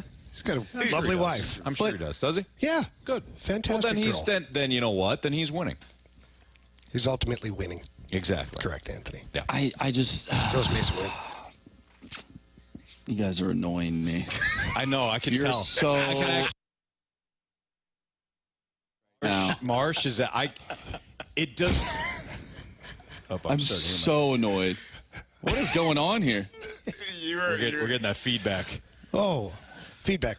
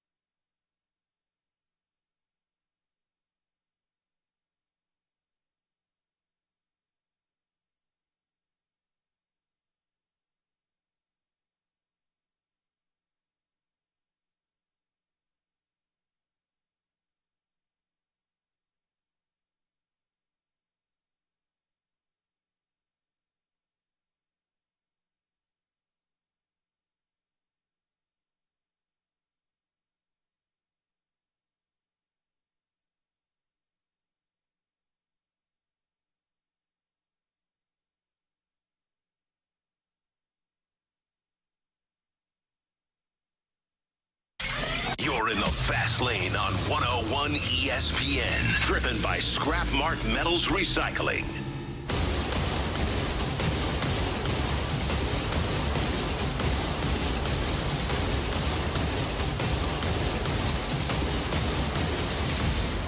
Boom! Hot take.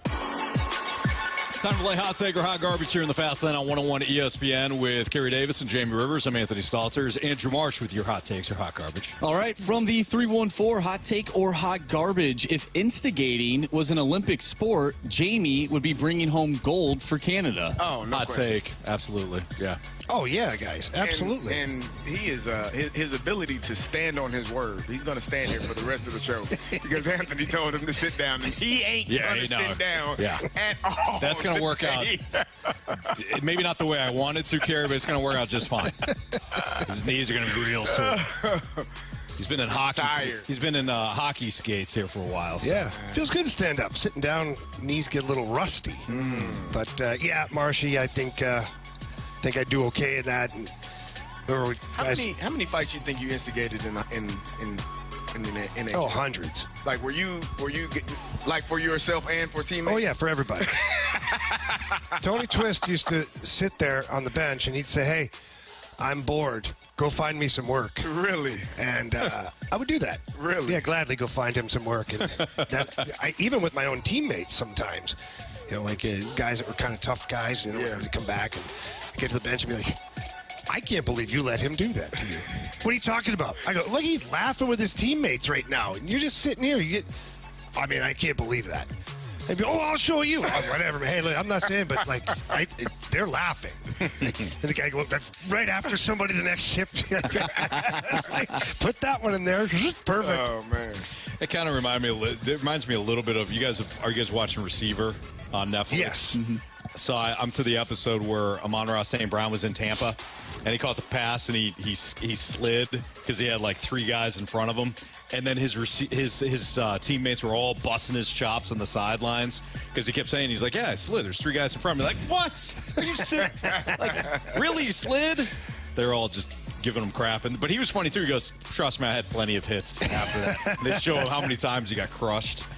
Well, and he was playing with an injury like all season long too. So, I mean, I don't know if you want to do that. I think that's a smart move by sliding. But It's a good show. We got a text from Jigsaw. Hot take or hot garbage? Chiefs don't win another Super Bowl with Andy Reid. Just think, if they don't win this year, Kelsey retires in a year or two. Andy Reid probably retires in under 5 years. I'm going to go hot garbage on that one. I mean, they won 2 Super Bowls without Tyreek Hill. And a lot of people were thinking, oh, you're not going to win without That's Tyreek not Hill. Andy Reid, though. It is not. I know, but he said Travis Kelce. No, he said Andy Reid. He said Andy Reid is the focus on this one. Okay, but he said, think about it this way. Travis Kelce retires next year. I don't think Andy Reid retires anytime soon. I think they could overcome even losing Travis Kelce if they overcame trading away Tyreek Hill, was my point. Yeah. They still got Mahomes. They do. I thought, I don't know. maybe, yeah. When do you think Andy Reid retires? How old is Andy Reid? 60-something. 70? I think he's got. He's older than we think. I think he's got 5-6 years left. I would say 5. That doesn't mean he's winning, though. Which is why I said hot garbage. Yeah, it does. Look at Belichick's last string of years before he got fired from New England. Well, he lost his quarterback. Yeah, Tom know. wasn't trying that last year. Tom wasn't trying to win. No. That's impossible. Watch that last press conference that he had after he threw the pick 6 to the Titans. After he threw that game at Foxborough. Wow. He's 66 years old. Yeah. I'm not even acknowledging what Anthony said. It's so silly. Man, I don't know what he's talking about. It was a gross display of what Tom Brady did. I mean, it's totally within his character. He enjoys losing, that guy, for sure. Anthony. Well, sometimes you just have to make sacrifices, I guess. Yeah, he wanted out, so he threw it. Then he won the next year. Yeah, exactly. Because he got out. It's part of his plan. Yep. Got a text from the Water Boy. Hot take or hot garbage? The way Jamie picks players for his men's softball team is he asks them to remove their shirts first. Oh, hot take. No, not all of them. Hot take. Yeah. Not all of them. That's hot garbage. Not all of them. Not all of them. No. Just some. Some of them. Yeah. What? We got a text from the What you got? We got a text from the 386. Jamie pushes the line more than Kadarius Toney. That was brilliant. That is very well done. The 636, hot take or hot garbage? Scott Perunovich will be second on the team for points by a defenseman. Hot garbage. I like the bold take, but I got to go with hot garbage. Well, it depends. He's going to get the lion's share of the power play to begin the season. If the power play is successful at all, he'll stay on that power play. Say it. Do it. Say it.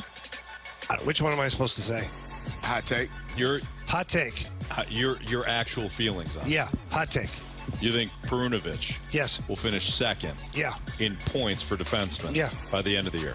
It'll be Justin Falk first and Scott Perunovich second. Okay. Interesting. You're just upset. You're just mad at me. No, I'm not mad at you. You're just mad at me right now. I don't because care I told enough you to to be sit mad at down. you. And because That I do believe. I took Tom Brady to task.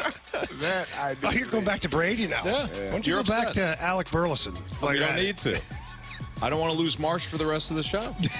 He's going. He might get up and walk out. It was close. He was. It was in play. He said, "You guys are really upsetting me right now." I'm very frustrated. And I'm Marsh, slowly coming down. and Marsh doesn't like he doesn't get doesn't mad. use hyperbole that much. I think he actually meant. I think he was being truthful. He was very frustrated, Yeah. which is understandable. He felt as though his point wasn't being heard. You know. I don't think it was. How you? What? Whoa! Looks like I got some. Right here. Right here, Oos. Carey, You gonna let that happen? you know damn well that you agreed with me on the Burleson thing. We came to an understanding. I misunderstood Marshy's point. Oh, here we go. Right? Right? That's what you said. That's how it happens. In the future, right? In the future. Down the line. Down the line. Will he Marsh. be a star? Marsh, in the future, do you still see Alec Burleson as that kind of like softball guy? You know, Yeah. the guy, Carey? You said that Kyle Schwarber in the break was not a star. Carey, you were saying?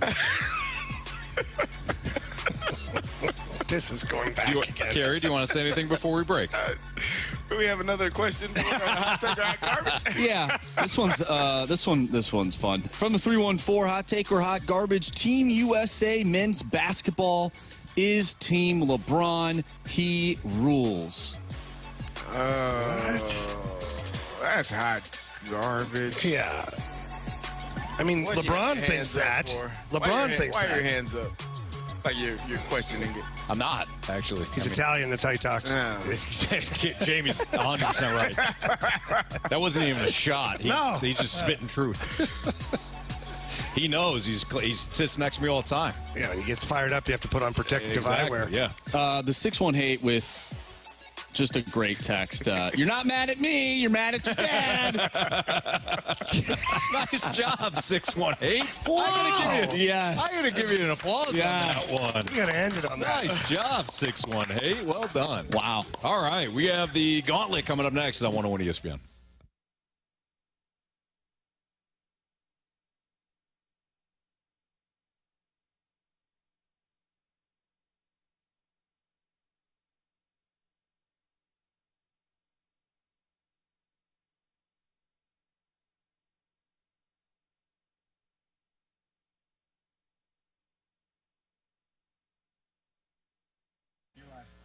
It's hot outside, and if you're tired of paying those high utility bills every month because your home AC just keeps running, it's probably because your windows are not energy efficient. If yours are builder grade or over 8 years old, the seals are likely broken, which means air is possibly leaking out, and you're paying the price in high utility bills all year long. Window Nation's high-quality windows are built to last a lifetime. Right now, for every 2 windows you buy, you'll get 2 windows free. There's no limit to how much you can save. You could save even more with 0 down, 0 interest, and 0 payments for 24 months. Window Nation's windows come with a lifetime warranty, and they can be installed in 1 day or less. They were even recently ranked highest on Forbes' list of best window installation companies. So you can trust Window Nation for high-quality, affordable windows. Stop paying more than you have to. Schedule a fast in-home estimate right now at 866-90-NATION or visit them online at windownation.com. Again, that's 2 free windows with every 2 you buy, 0 down, 0 interest, or payments for 24 months. 866-90-NATION or online at windownation.com.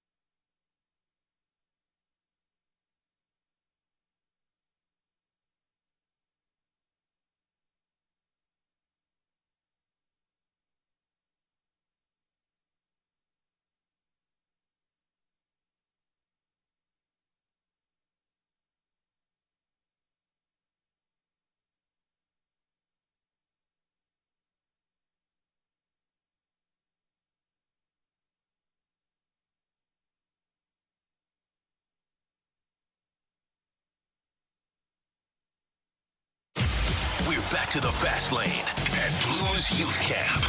Brought to you by E&B Granite, Bernie Federko's only choice for granite countertops, cabinets, and flooring. 4 warriors, 4 categories, 1 challenger. Can you survive the Gauntlet?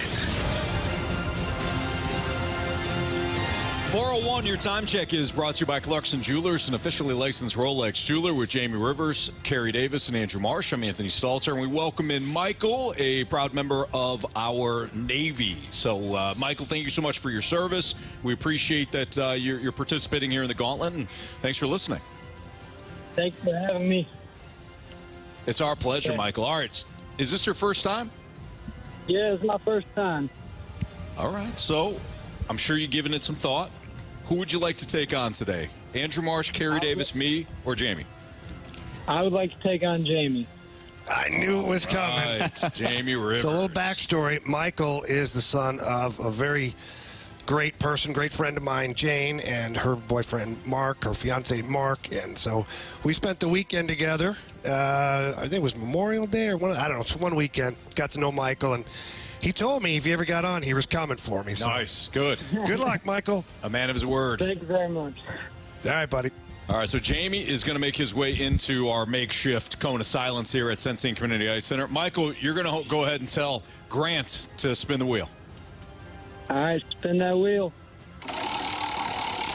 Michael, what are you hoping for? I'm hoping for What are you hoping for, Michael? football.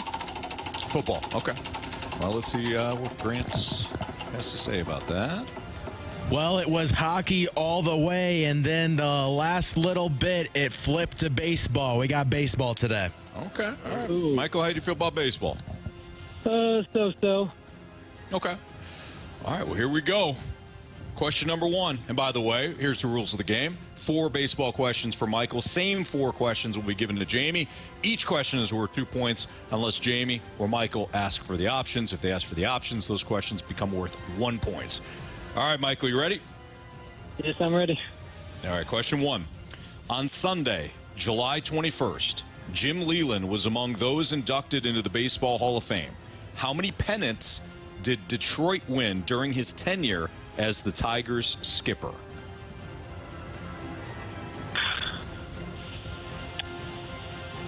Give me the options. 1, 2, or 4?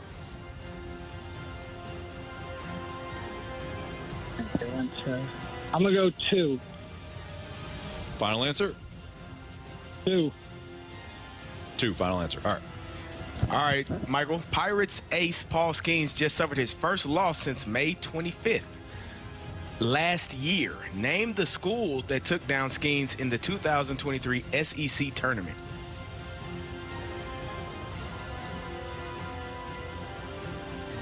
Florida State. Final answer? Yep. Final answer. Question number 3. Which 239-game winner was called Three Finger because he lost 2 fingers in a farm machinery accident? Do I need the options?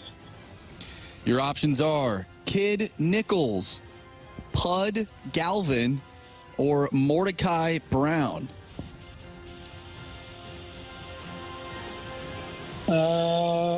What was the second one? The second one was Pud Galvin. I'll do him. Pud Galvin. Final answer. All right, last question for you, Michael.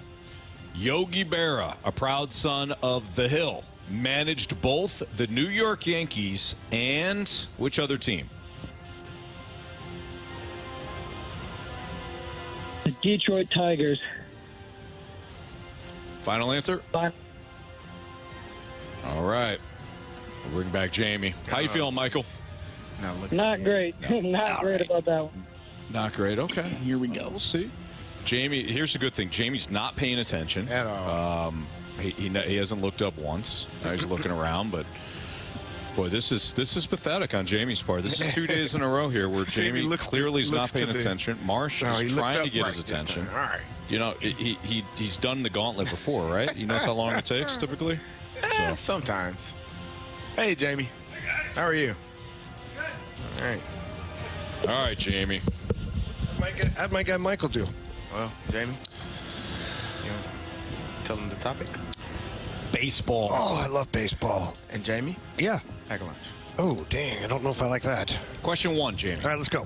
On Sunday, July 21st, Jim Leland was among those inducted into the Baseball Hall of Fame.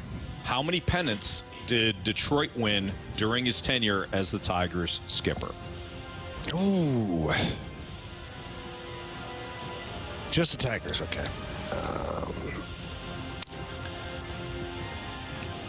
I think it's 1. I'll go with 1. Final answer. Question number 2. Pirates ace Paul Skeens just suffered his first loss since May 25th last year. Name the school that took down Skeens in the 2023 SEC tournament.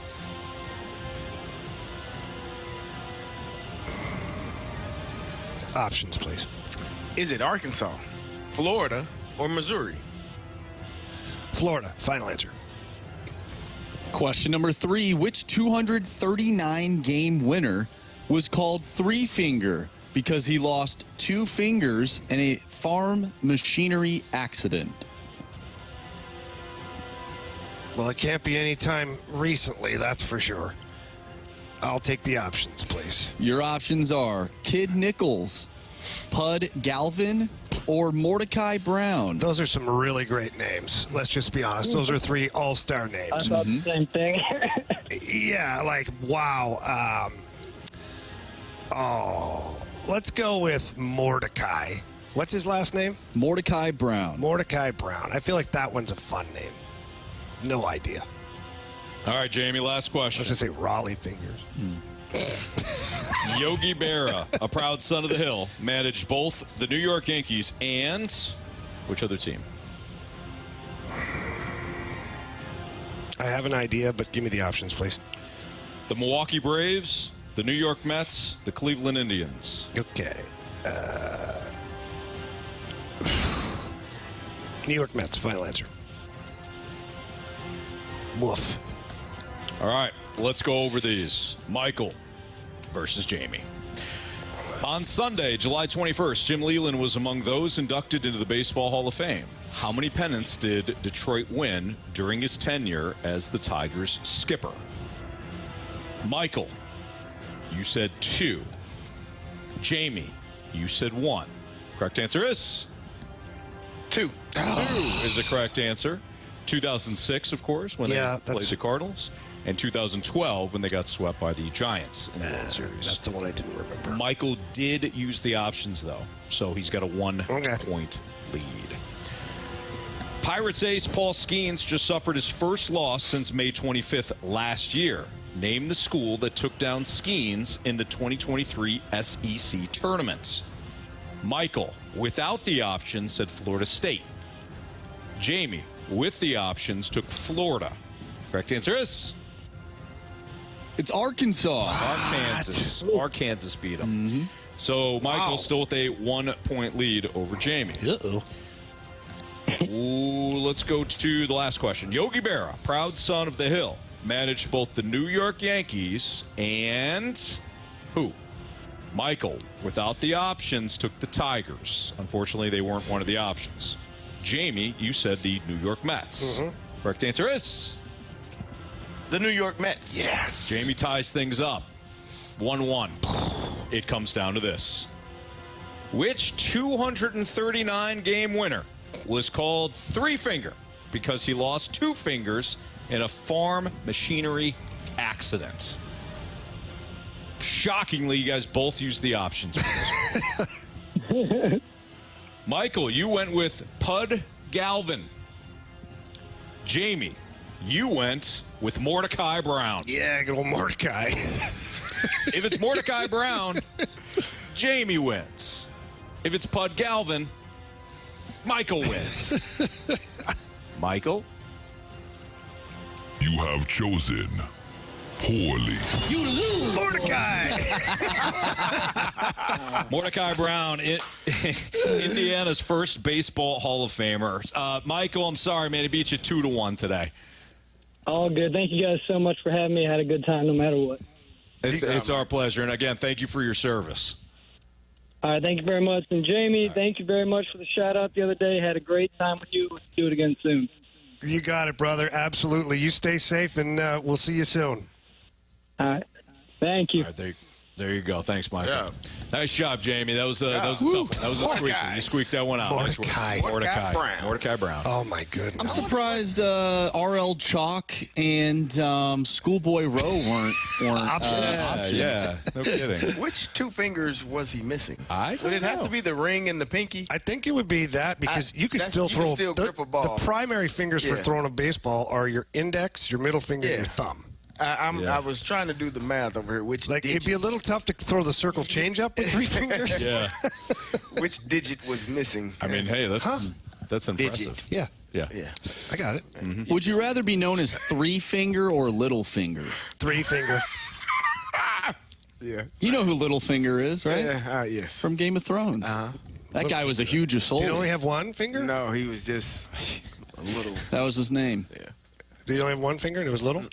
No. So did he have like 1 finger that was smaller than the others? No. Then why was he called Little Finger? I don't know why. Why was he called? I don't know. It's been a minute. Yeah. I'm just trying to figure it out. Terrible guy. Yeah, he was sneaky. He was horrible. Horrible person, Sneaky huh? person. Oh, I mean, half the characters in the show are, but Wow. He was a different kind of. he was a different kind of terrible. Like. Yeah. Definitely couldn't throw a baseball, though. No, I mean not if you're little finger. Right? No.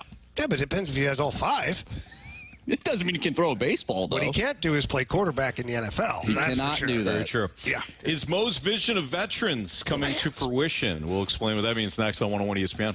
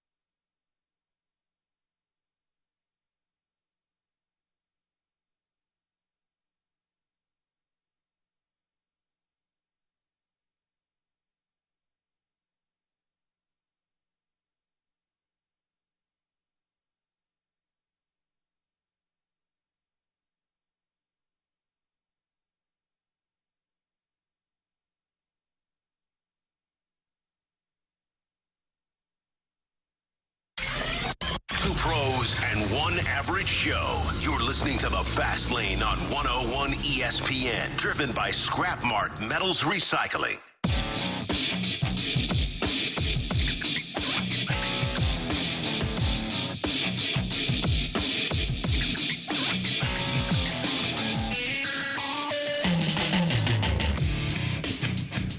It's a Fast Lane on 101 ESPN. So John Denton was on with the opening drive earlier today. And, Jamie, you were listening in, and you thought he had said something interesting about Andre Palante and perhaps the bullpen. There were some things that you wanted to highlight. Yeah, so John Denton talking to the morning drive, like you said, we've all had an opinion one way or another on whether or not the signings in the offseason were the right ones, the pitchers, the veteran guys, and bringing in more veterans to be around the players, and yada, yada, yada. So here, I believe we have the audio from John Denton this morning. I'm going to play the audio and then tell you what I'm thinking. So, Grant, go ahead. He's absolutely saved him the way he's pitched. He's pitched deep into games. His velocity's greater. Andre Palante has really benefited from being in the starting rotation because every time he throws a bullpen, he has Kyle Gibson looking over his shoulder. He has Lance Lynn telling him to grip the ball this way.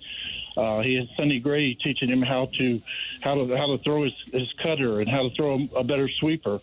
He's really benefited from having those guys.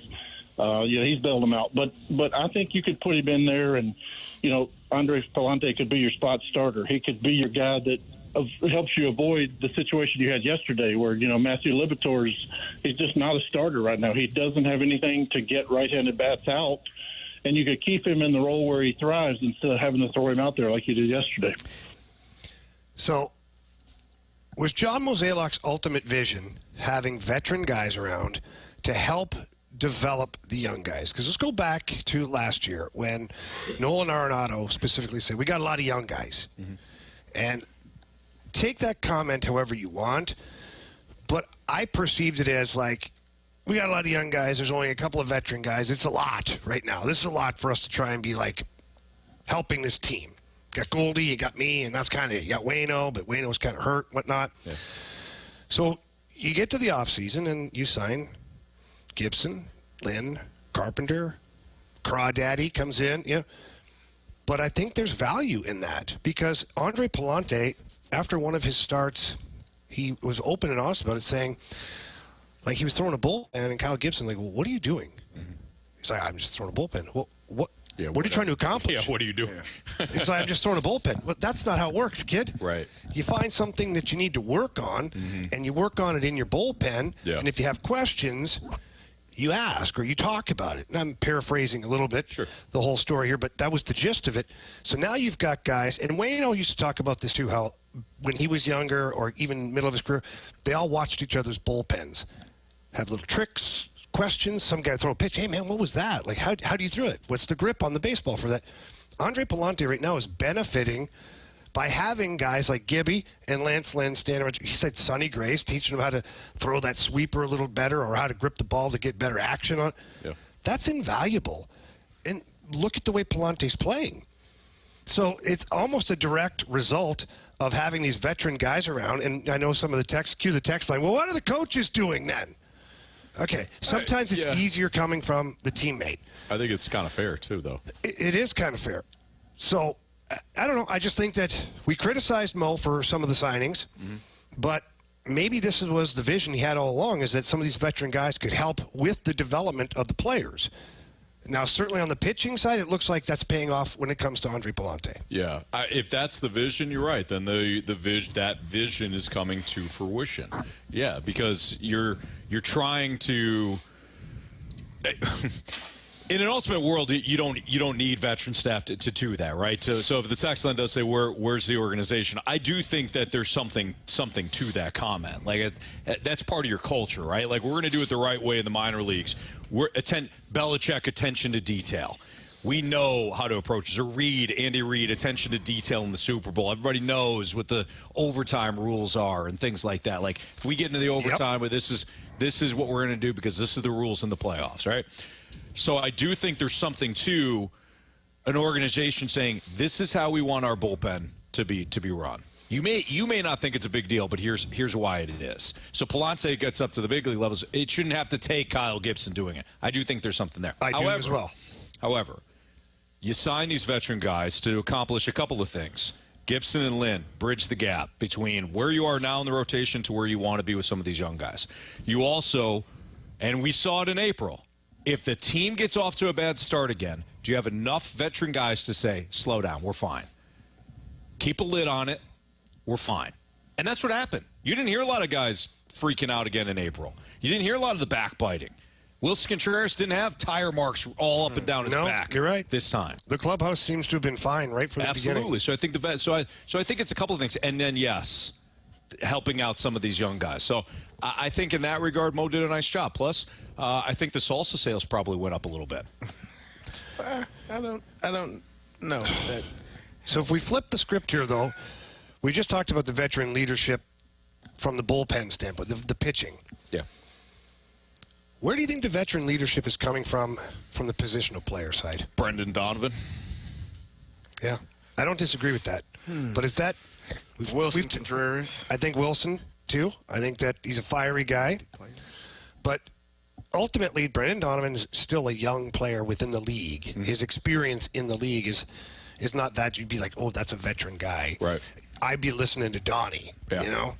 Does it concern you at all that the first two names that came out of our mouth weren't Arenado or Goldschmidt? No. Because if they can't lead, then they can't lead. Then get out of the way. And that's essentially right. what the purpose of bringing in Matt Carpenter and Brandon Crawford was. Yeah, but doesn't it bother you guys? No. Because the best players that I ever played with on any and every team always offered something. Mm-hmm. I would say you were fortunate because I've played on teams with guys that were the best players and maybe not willing to speak to some of the younger players. Well, yeah, you're right. Some of the younger players.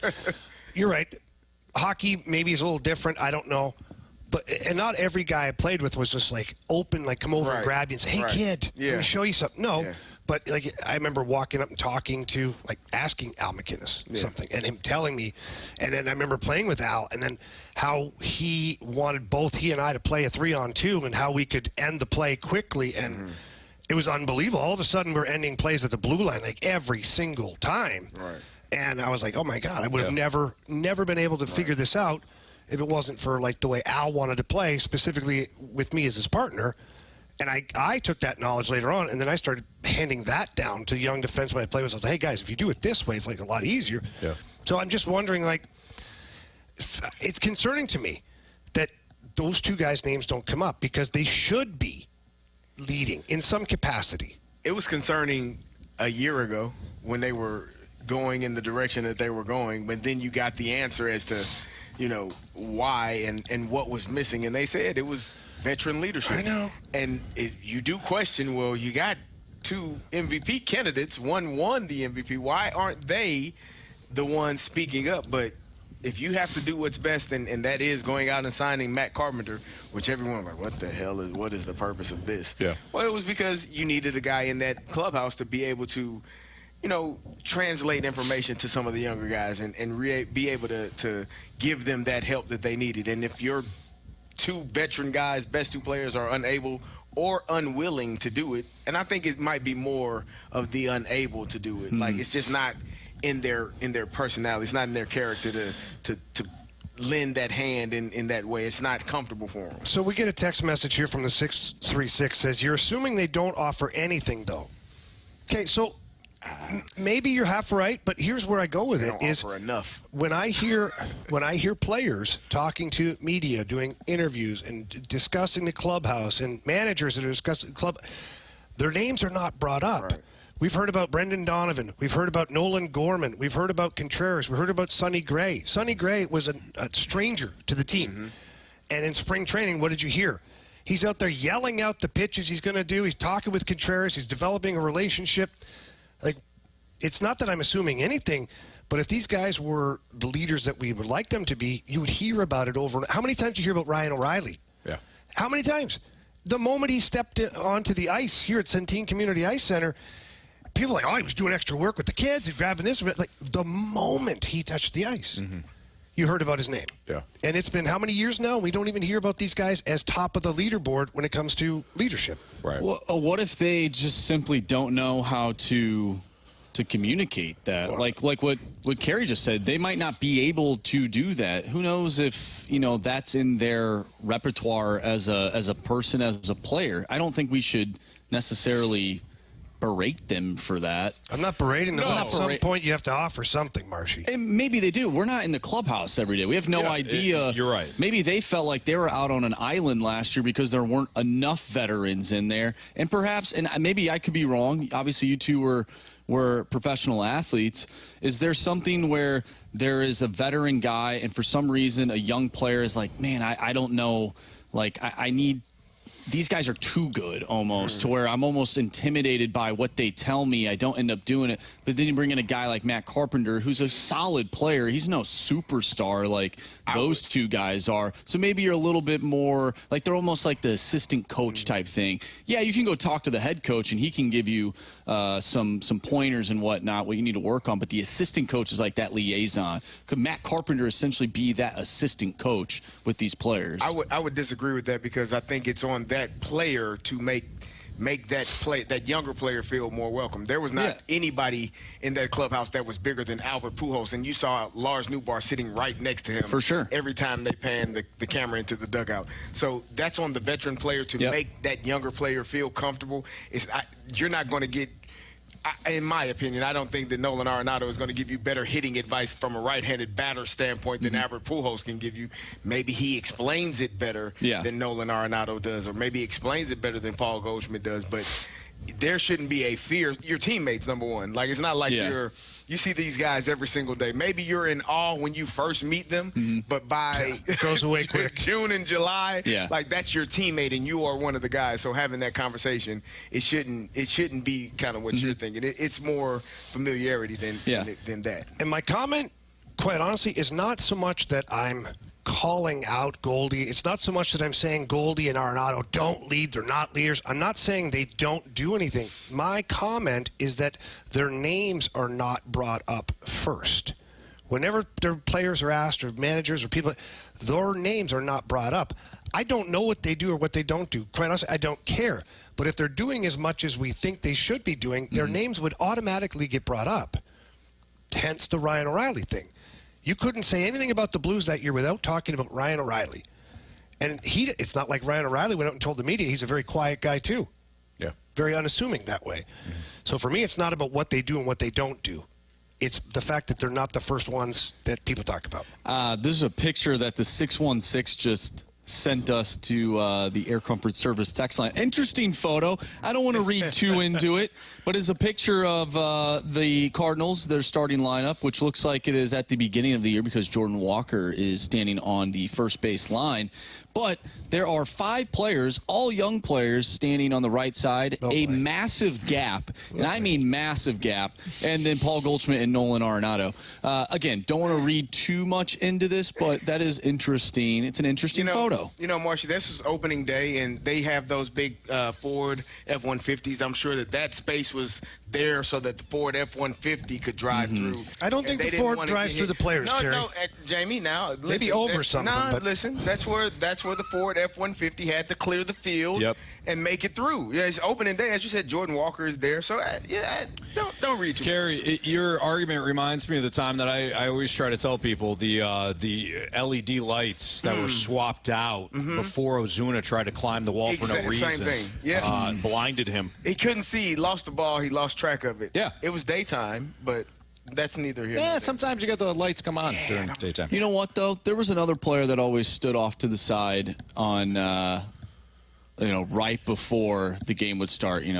National anthems playing. Vladimir Tarasenko. He would stand off right next to the bench. Marshy? Exactly. Yeah. What are you trying to say? Exactly. It's the Fast Lane here on 101 Hold on. We got ESPN. 6-pack. Hold on. We got the 6-pack. Send in your questions for the 6-pack. Conversation was perfectly done. I know it was, but we got the 6-pack next, so please send in your questions to the Air Comfort Service text line, 314-399-9646. It's a Fast Lane on 101 ESPN.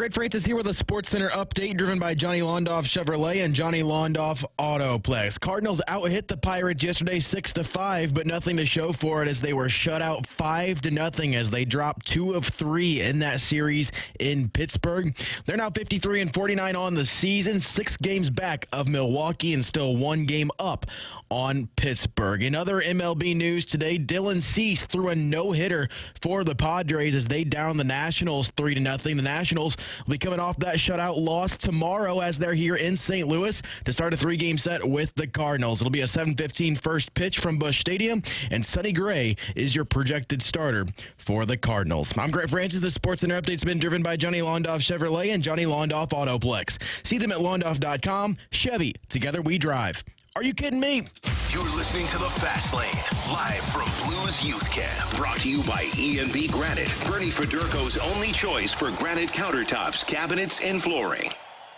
I have a question. It's time for The Fast Lane to answer your sports questions. I want to ask you a bunch of questions. I want to have them answered immediately. Asking me all these weird questions. Answer the question. Answer the question. Answer me! The Sports Six-Pack is now. It's a Fast Lane on 101 ESPN. Jamie Rivers, Carey Davis, Andrew Marsh. I'm Anthony Stalter. Speaking of Marshy, we have the Sports Six-Pack. So, Grant, question 1, please. Question number 1. Oh, from the 573. If the Cardinals trade Dylan Carlson, what kind of return could they realistically get for him? Dylan Carlson? Yes. Depends if they package him with other players, you know. Let's say straight up. What were you going to Straight say? up? Straight up, they probably get... Don't stop. Okay.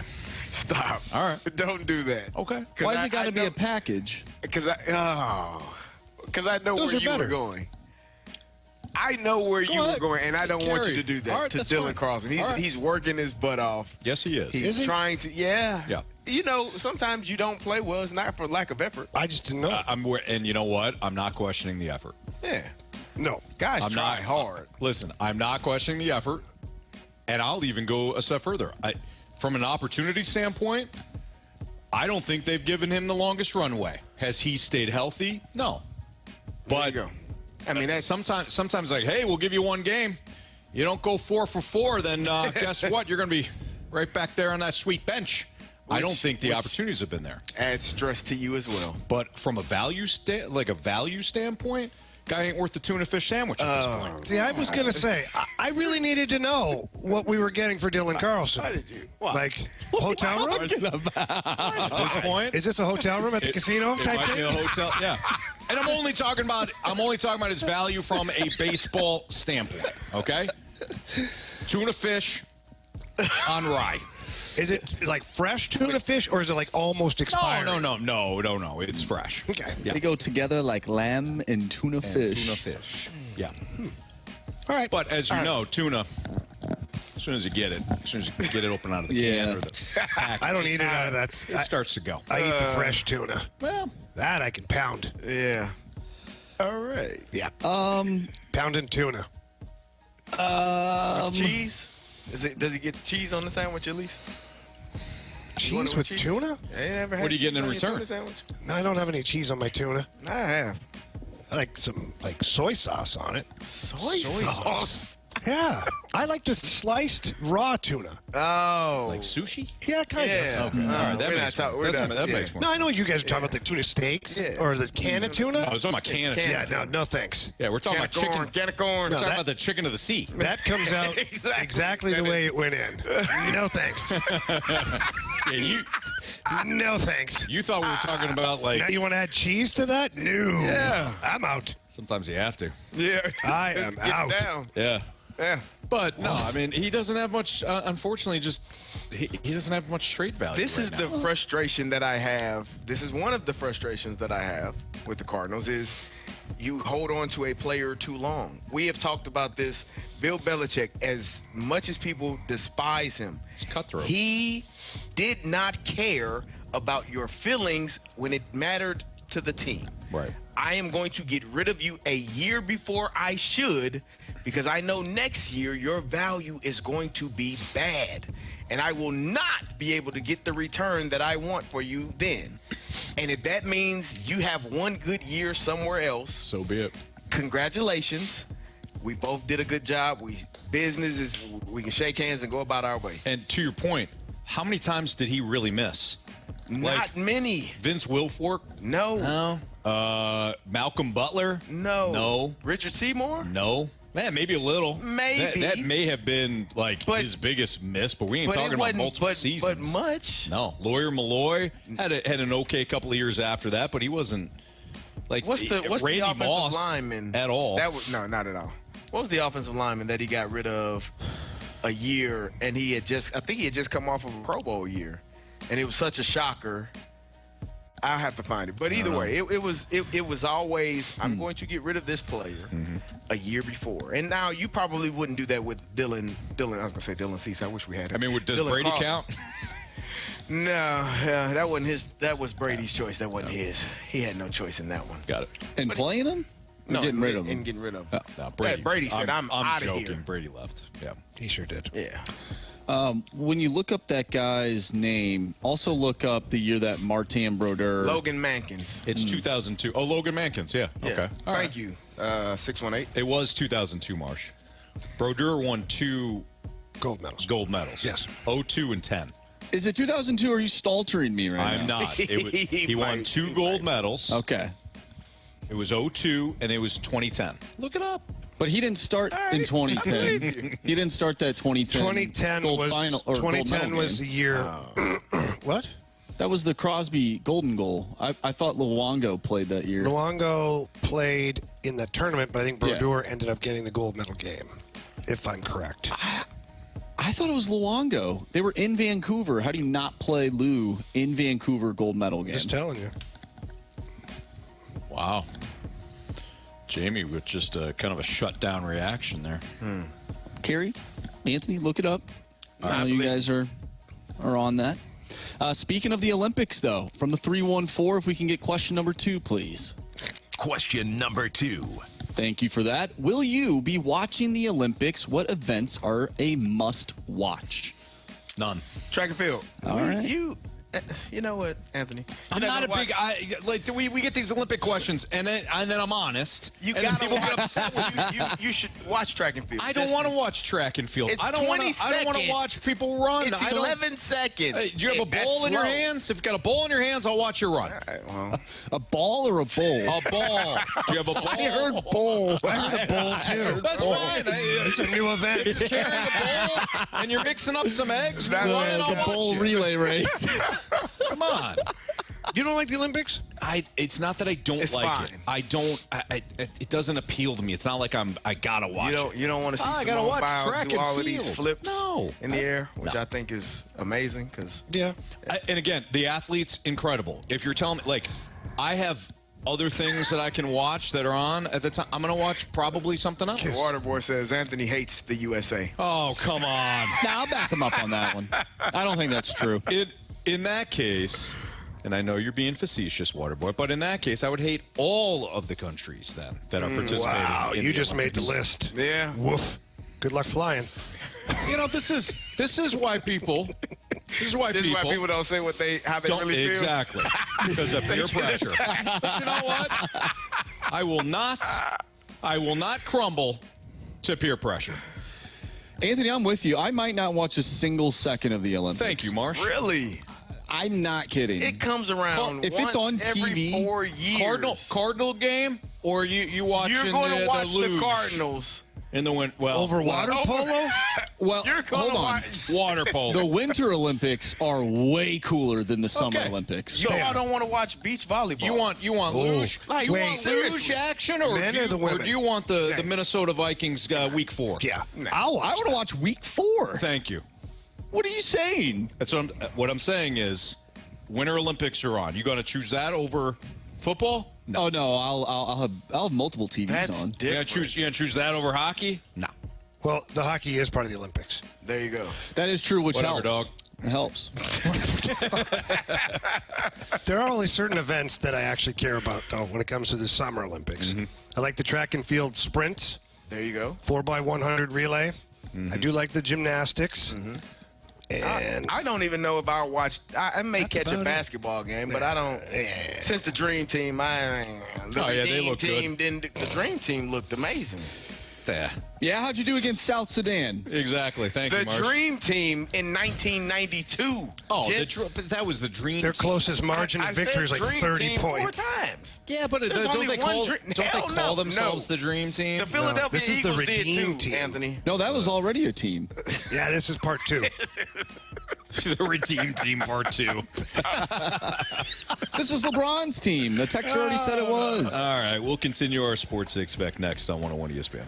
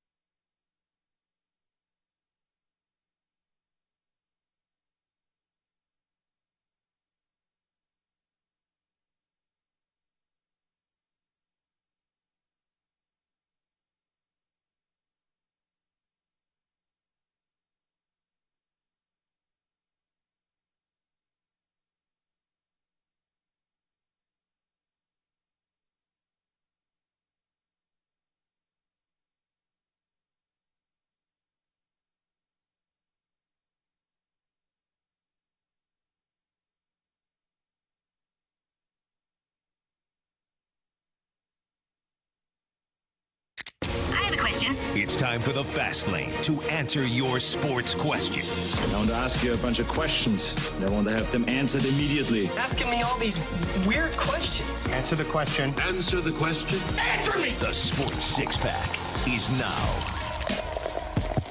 All right, let's continue our Sports Six-Pack here in the Fast Lane on 101 ESPN. Jamie Rivers, Carey Davis. I'm Anthony Stalter. Andrew Marsh with question 3, please. Actually, guys, is it okay if I settle a debate real quick? Whoa! Sure. Well, Grant's coming from me. Do you have a question? Can we get the jingle still? Well, so this is what happened. You guys have been talking about the golden goal, who was the goaltender in that, correct? Oh, boy. Yes. Yes. Yes, we were. Who said it was Martin Brodeur? Who said it was Roberto Luongo? I said it was Roberto Luongo. All right, well, I went back on YouTube, and I found the audio from Mike Emmerich right before the golden goal happened. So we'll settle this right here. Here we go. Luongo. Brodeur got But give it up to Pavelski. A shot struck down and then played back along by Luongo. Yeah! He was The right. more I thought about it, I was like, I had it in reverse. Brodeur was the goalie, and Luongo replaced him. Gotcha. So I was wrong, Andrew. That's okay. And Andrew job, was Jamie. right. Good job. He was. Thank you. Good. Good job, Jamie. for Marsh, you admitting that. needed to win today. I did because good. Anthony's been trying to make me feel bad all day, and He doesn't try to. you It know, just happens. Carey, like one segment he'll take my side, the next segment he won't. I'm wish-washy. Flip-floppy. How did I become the villain of the show? Thank you, Janet. Thank you. How did I become the villain of the show? I don't know, Anthony. Well, Anthony, you stay around. You always got to have a bad guy. You ever hurt yourself? But the villain can That's fair. become the good guy. Yes, he can. Yeah. The anti-hero. There you go. Your heart just has to grow 3 times the size it is. Yeah, I don't think that's happening. Anthony, you either die a hero or you live long enough to see or to become the villain. There you go. You know? Yeah, I think I'm that last one there. That's fine. Question 3, please. Question number 3. All right, from the 214, who is on the Mount Rushmore of St. Louis sports announcers? Okay, so what 5 guys? The real Mount Rushmore or the Fast lane? Fast Lane Mount Rushmore, which is 5 guys. Okay. It's the regular. Joe Well, Buck, Dan Bob Kelly. Costas, Dan Kelly. Jack Buck? Jack Buck. Don't forget about Dan Kelly, Hall of Fame Dan broadcaster. Kelly. He Dan did Kelly. football. He did hockey. Jack Buck. Buck, Mike Shannon, Bob Costas. Okay, does Dan Deerdorf count? Is he? He's not from here, though. He just played. He just played Here. It's a little different. They have to be from here? No, I think they have to be announcers that called games here. Like I said, Jack Buck, Mike Shannon, Dan Kelly. Dan Kelly, Harry Carey? and Bob Costas. I would say Bob Costas. You know he does the Olympics, Anthony. Yes, he does. He does a tremendous job. You wouldn't know. No. He would. So if we did have 5, though, who would be the 5th? Who would be the face that was not built? I mean, I got to give our guy Danny Mac some props. Dan McLaughlin. I got to. Mm-hmm. I mean, his voice is, Absolutely. synonymous with a large era of Cardinals baseball. No question. No pushback on that. I agree. All right, there you go. I think we did it. Was that 6? There's 5. It's 5? No, you talking about questions? No. Yeah. No, Mount that's Rushmore. 3. That's 3 questions. I thought you were talking about the number of questions. No. Well, he said that. We did it. Question- Usually that goes with, we actually got through. Yeah, I was getting that vibe, too, that the segment was over. No. The Mount Rushmore. Speaking Okay. of Danny Mac, who used to say, question 4, please. That's right. Question number 4. From the 636, with it being county fair season, what's your favorite fair food? Oh, it's got Beer. to be. That's not a food. it started out. Some of the pieces Funnel of cake? Anything. Funnel cake's good. Funnel cake is always good. It's good. I had some It's funnel messy, cake. though. Oh, man. I had it was like a strawberry shortcake or strawberry cheesecake funnel cake when I went to Branson. it was huge, and I couldn't finish it, but it was amazing. The problem is that powdered sugar. And that's the best part. My goodness. I mean, it's great. It just gets all over you. It does get all over the place. Yeah. Be careful with that. I went to the Minnesota State Fair last year. That place had unbelievable food, and one of the things that I had was a deep-fried Oreo ball. Ooh. Okay. Do explain. It was just Oreos. Actually, it might not even been a ball. It was just like Oreos deep-fried. Just a blob, deep-fried blob. It was of Oreo? unbelievable. I've had those. They're really good. Yeah, they're good. By the way, the 618 said, did you guys not say Mike Shannon? We did. Yeah, thought so. Yeah.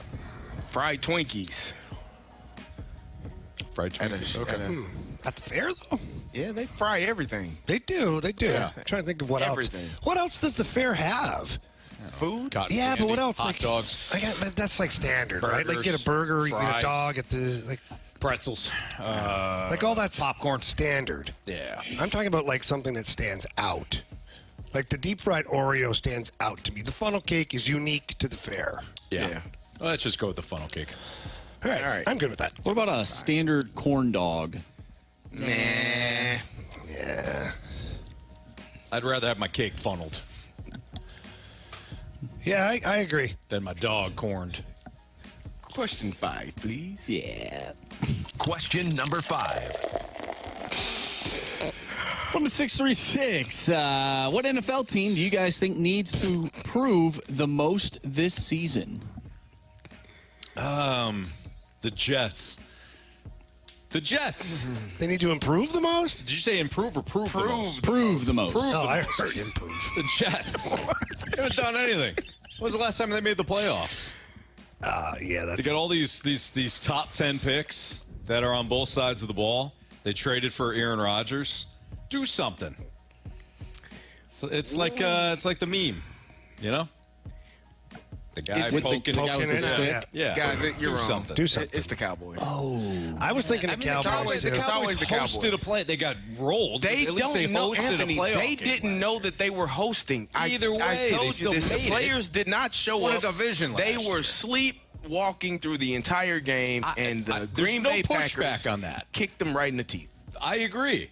Like the when Jets the haven't made Cowboys the playoffs in how long? Cowboys got to the game, they thought it was practice. I know. They thought they had a first round bye. They didn't. They did. They thought they did. They lost. That's why they didn't show up. Yeah. Ready. Mm-hmm. And the Packers. Carey, the last time the Jets made the playoffs, I think you played them. Oh. Terrible. You know what I mean? That's wild. Okay, all right. Right? No, all right.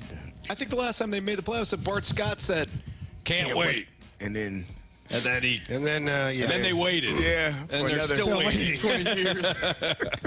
Two things here. One, we should have mentioned street corn. That stuff is unbelievable. Oh, yeah. Corn on the cob stuff, too. Also, going back to the Olympics conversation, got a text from 636. Kenny Powers said it best. I play real sports. I'm not trying to be the best at working out. Yeah, well said. Okay. Real quick, 3-1 Danny Mac over Joe Buck. Really, we had them both. Did people not listen? We had both. We had Jack Buck. Oh, we had Jack I wasn't Buck. listening. Yeah, but Joe Buck, Joe Buck's more national. I would say. yeah. He was the Cardinals announcer at one point. Yeah, but not as long as Danny Mac. Yeah. I'll go Danny absolutely. Mac over Joe Buck. Joe Buck's me too. Did we have Joe Buck on the Mount Rushmore? No, we had No, we Jack didn't. Buck. We had Jack. We had Mike Shanahan. We have Mike Shannon. Mike Shanahan. Yeah. We were just talking football. We were just talking Goodness football. gracious. So. All right, let's just end this. What's trending is next on 101 ESPN.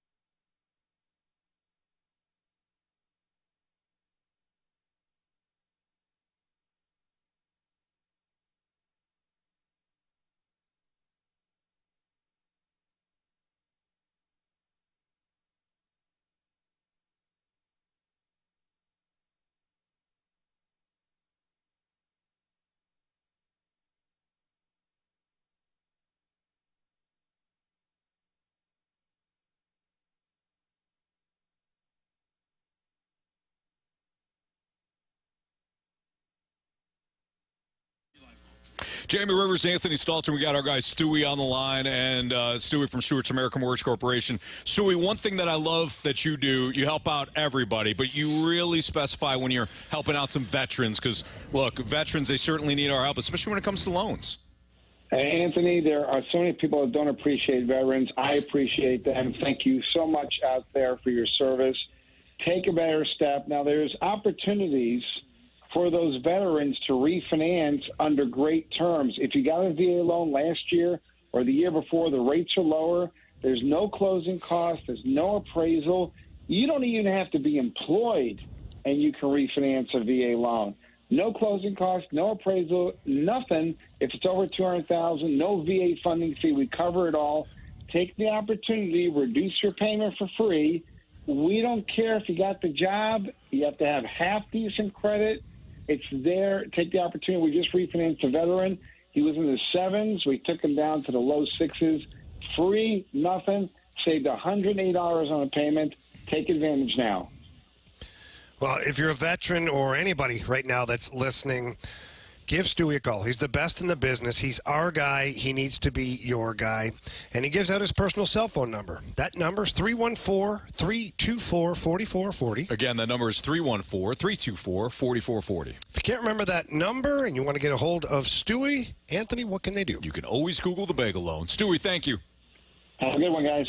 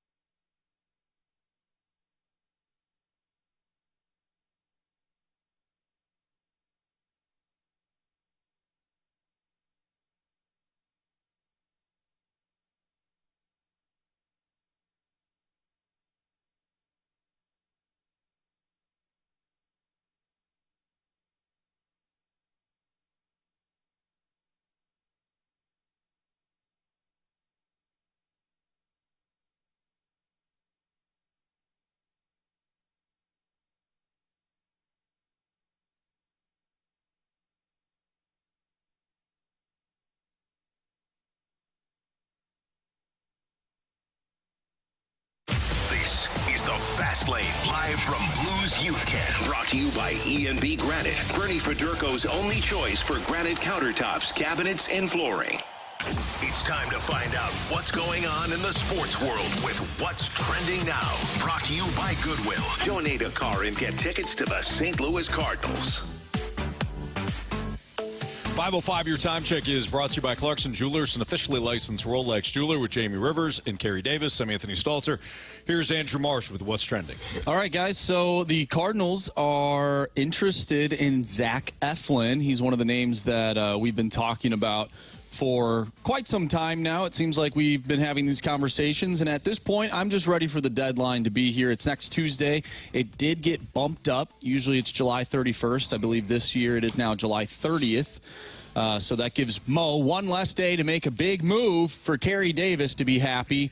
Carey, Zach Eflin, does that move the needle for you? If it's going to help you win games, then sure. Don't give us a stock answer. Give us your real answer. No. So that's completely fine.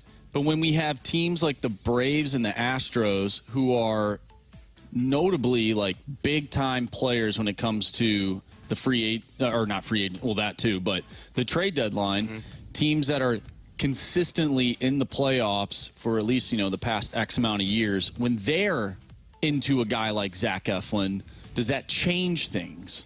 Well, I think their team is probably better suited to add a player like that. I think the Cardinals still, we talked about it yesterday, they scored 3 runs in 3 games versus the Pirates in this series. Like, you need an arm and you need some runs to be scored. So I don't know if that's going to be sufficient enough. Like when we were talking about our trade scenario a couple of weeks ago, it was Garrett Crochet and a center fielder. It was Luis Robert. Yeah. And you weren't willing to pay the price. No, I wasn't giving you 10 cans. You got enough. Figure it out. How about you guys? Clearly I didn't. I think that, I don't think that Zach Eflin necessarily moves the needle, but he bolsters your rotation. He's somebody that, let's just base it on numbers. He'd be anywhere between a 2 and a 3 for you this season. I'm not saying he is a 2, but for you, he would either slot in behind Sonny Gray or slot in behind Kyle Gibson. Him and Kyle Gibson have similar numbers. What are you giving up? And is it going to be, I think that's the part where if a player is under contract for one more season after this one, then you're telling me you're trading for him because you expect to win this season. Does he help you win this season? He helps improve my odds of making it to the postseason, and that has to be my goal right now. And what are you giving up? Because if what you give up is under control for longer, has higher potential, it potentially will be better than what you're receiving in the now, that to me doesn't make a lot of sense. I'm not dodging your question. I don't know. I don't know what the Cardinals would have to give up for Zach Eflin. I would assume that it's less than what you're going to have to give up for Eric Fedde, who's having a great season. Jamie, you look like you had a thought. No. Oh, okay. You like Eflin, right? Yeah, I think so. If Cardinals get him, I'm fine. Yeah. I don't think they'll have to give up a whole bunch for him. So I think it's irrelevant what's going out.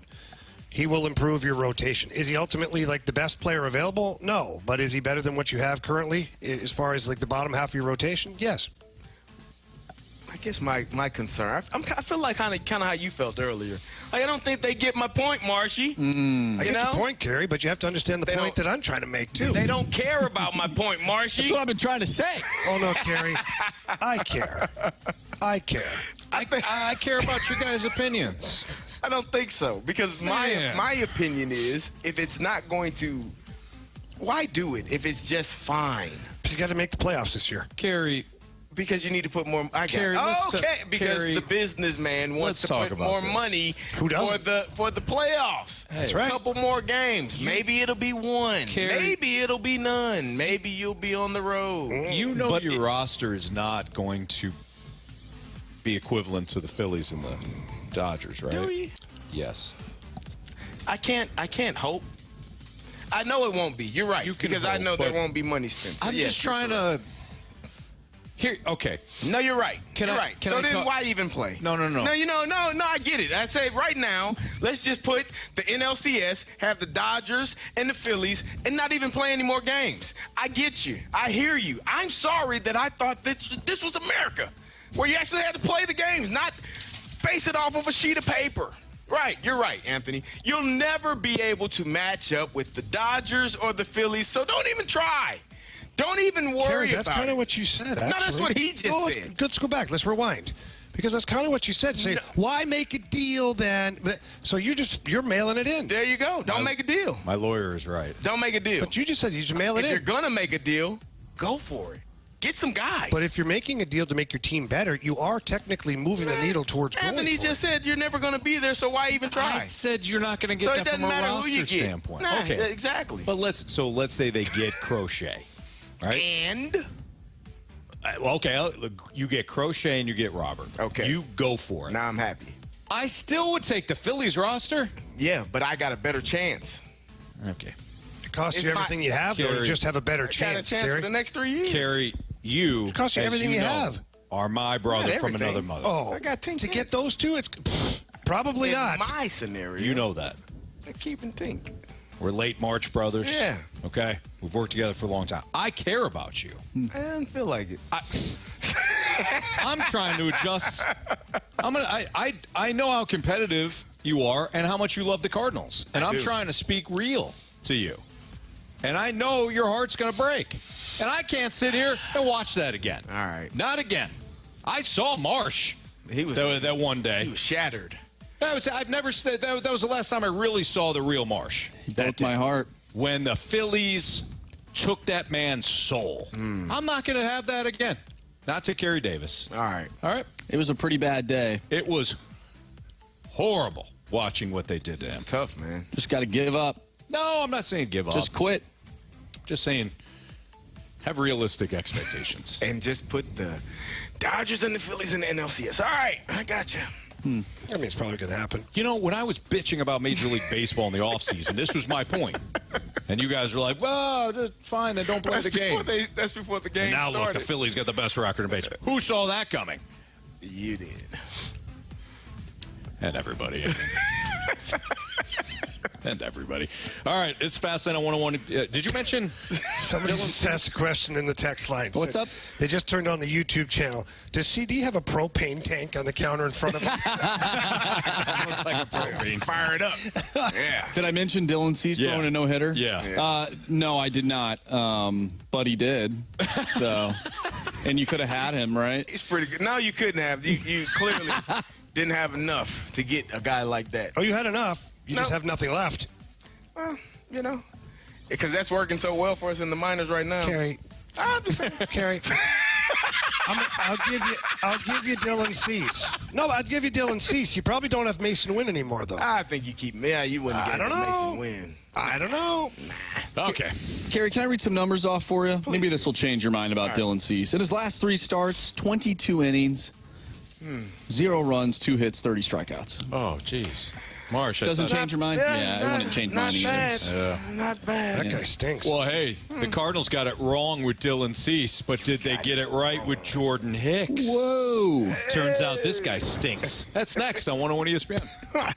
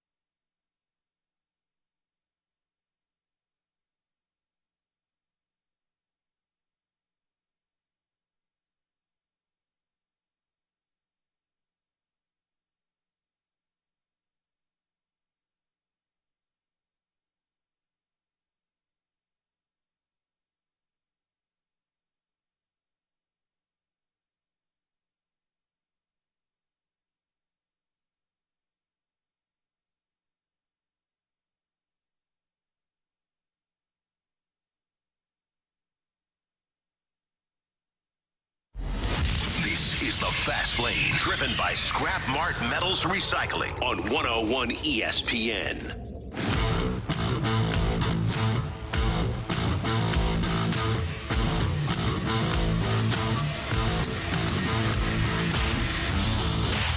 It's the Fast Lane on 101 ESPN with Jamie Rivers and Carey Davis. I'm Anthony Stalter. I stumbled upon this. We were kind of laughing about it before the show. Not laughing at him specifically, just laughing at us. So Jordan Hicks, who was having a really good first half for the Giants, looks like he might be moving to the bullpen. Oof. The Giants are undecided on whether or not Jordan Hicks, former Cardinal, will start Sunday or move to the pen instead. Bob Melvin, their manager, said that we talked to Hicks today. It's just a matter of what we need on Sunday. He said that if it's him moving to the pen, it's because of what the team needs. They also have Alex Cobb coming off the IL. But he started off very well. And since the first couple of months, Jordan Hicks has looked dreadful with the Giants. His numbers have ballooned, as they would say. 3 2/3 against the Dodgers, allowed 4 runs, 5 walks, 7 strikeouts. The Blue Jays, 4 1/3, 8 hits, 5 runs, 1 walk, 1 K. Braves, 5 innings, 8 hits, 3 runs, 6 strikeouts, 2 walks. ERA is only 4.01, but if you looked at his last 5, 6, 7 starts, they've been terrible. But we were laughing at ourselves because we were talking about how, and Carey, you were really heavy on this train, how much the Cardinals screwed up by not allowing Jordan Hicks to have more starts. Right. Turns out maybe they got this one right. Yeah, there's been a few things that have happened for Cardinals that have been traded away where we've talked about, what about this? And then you're like, okay. Like when Luke Voigt, he went to the Yankees, you're like, my God, the Cardinals screwed up. Now he's playing in the Mexican League. Right. Now. Like, oh, you mean when he's not hitting by in between Judge and Stanton, he struggles? That's a shock. Yeah. So, and this one here, Jordan Hicks, let's just be honest, the Cardinals really didn't give him a true opportunity to become a starter. No. But maybe they just saw long term that he's just not a starter. Right. Right. And so they said, well, screw this experiment. He's not going to be able to do this. Right. Where we need him is on the back end of the bullpen, high leverage situations. Yes. And that's kind of how it went. And then Jordan Hicks signs as a starting pitcher and has a good start. And people are all pointing the fingers at the Cardinals. I didn't let him do it. Look what you could have had. Cy Young over here. He's playing really well. And now the market has corrected itself. It has. And now the Giants are talking about moving him back to the bullpen. Right. And, hey, if you're the Giants, you roll the dice. You roll the dice. You need a starter. Kid wants to start. He's got good stuff. Let him start. Because ultimately, if this is the end result, why not move him to the pen? That makes a lot of sense, quite frankly. You try him as a starter. If he doesn't work out, you already know he can be a reliever and an effective one. And the Giants need bullpen help too, so they're shifting him to the pen. So not a big deal. I don't think so either. I mean, he did start the season out on fire. He was playing and pitching really well, slowed down, and so you do what's best for your team at that point. But I still think if he were starting for the Cardinals to start the season, that's when they were struggling. Well, the pitching was okay. But either way, you have to do what's best for your team, and you are allowed to change your mind. If it's good in the beginning, stick with it. If it changes, you move them where your team will be more successful. Well, what's funny is the amount of strikeouts he's still getting. Yeah, he's still missing bats. He's missing bats, but he's the walks. And Jordan Hicks is that guy that you love him one inning. The next inning, you can't believe that he's on the bump for you. Yeah. Then you love him again the next inning. Yeah, but we're talking about Jordan Hicks. Yeah. Not Lance Lynn. Oh, wow. I thought, was he talking about Lance Lynn? Come on. The one inning? Come on. You love him one inning and then the next you're not getting out? Okay. I don't know why Anthony, the guy got out of 2 bases-loaded jams. The guy got himself into those. Why does he always get? Why is bases always loaded with Lance Lynn? You know, he pitches better under pressure, Anthony. He likes the challenge. Yeah. Here's the real issue with Jordan Hicks, and this is the thing that will prevent him from being a starter moving forward. 3.74 walk rate. You can't be a starter with that high of a walk rate. That's just the bottom line. And you're right, Jamie. I think you said it. Like, the Cardinals looked at it and they said, we don't think that who are we talking about? Oh, we're talking about Scott Perunovich. Yeah. Earlier in the show. Scott Perunovich, what does he, what's his skill set? How can we maximize his skill set? The Cardinals probably looked at Jordan Hicks at that time and said, we can maximize his skill set as a reliever. High leverage, 7th, 8th, 9th. He wound up closing games for you last year. He developed kind of a bulldog attitude, too. If you listen to Ollie, somebody that wanted the ball constantly. Give me the ball. I want to close games. Yeah. He developed that. And then they traded him to Toronto, which was the right move because his contract was expiring. They got something for him. Giants scoop him up, but now the Giants are realizing what the Cardinals realized. You can't walk as many batters as he does on a per-9 basis and remain a starter. That's just the bottom line. So it's Fastlane on 101 ESPN. Somebody mentioned Tyler O'Neill on the text line. Tyler O'Neill's still having himself a good year. I stand by, though, what we said in the offseason with Tyler O'Neill. At some point, you got to believe the player and believe that he's going to remain injury-prone, and you move on from him. I don't think the Cardinals made a mistake there.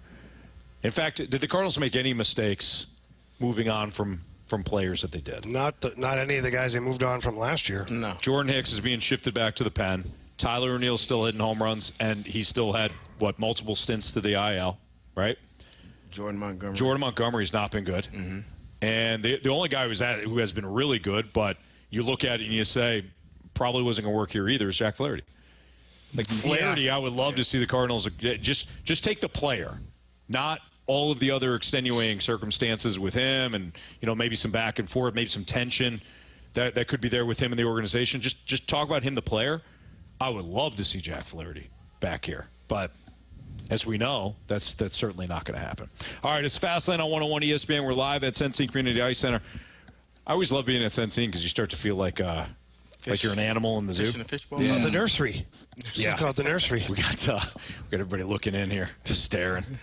Now one guy's was he beating that poor young girl with that stick? I believe he did hit her with a stick. No, yes. he didn't hit her with a stick. He just put the stick in front of her and said, "Hey, come on, let's go." That's a penalty. It's called hooking. Thank you. All right, we have our biggest question of the day next on 101 ESPN.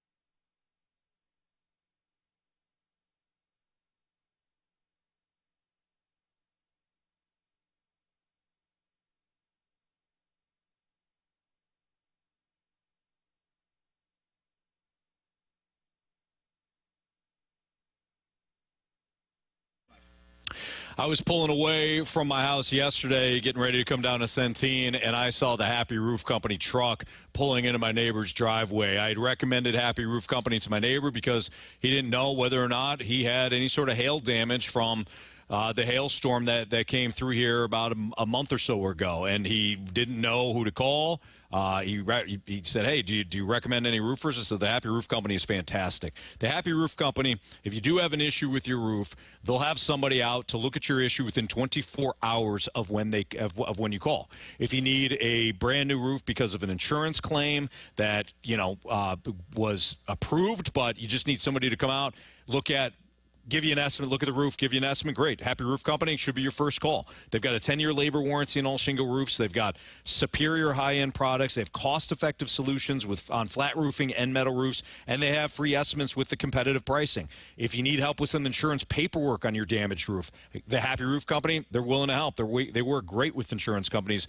If your insurance claim got denied, but you're looking around and all your neighbors are getting new roofs and you're not, give the Happy Roof Company a call. Again, they work very well with insurance companies. Damaged roof, old roof, leaky roof, call the Happy Roof Company. They'll have somebody come out, look at your issue. And if you need a brand new roof, you would be remiss if you did not call the Happy Roof Company at 314-665-3001, thehappyroof.com.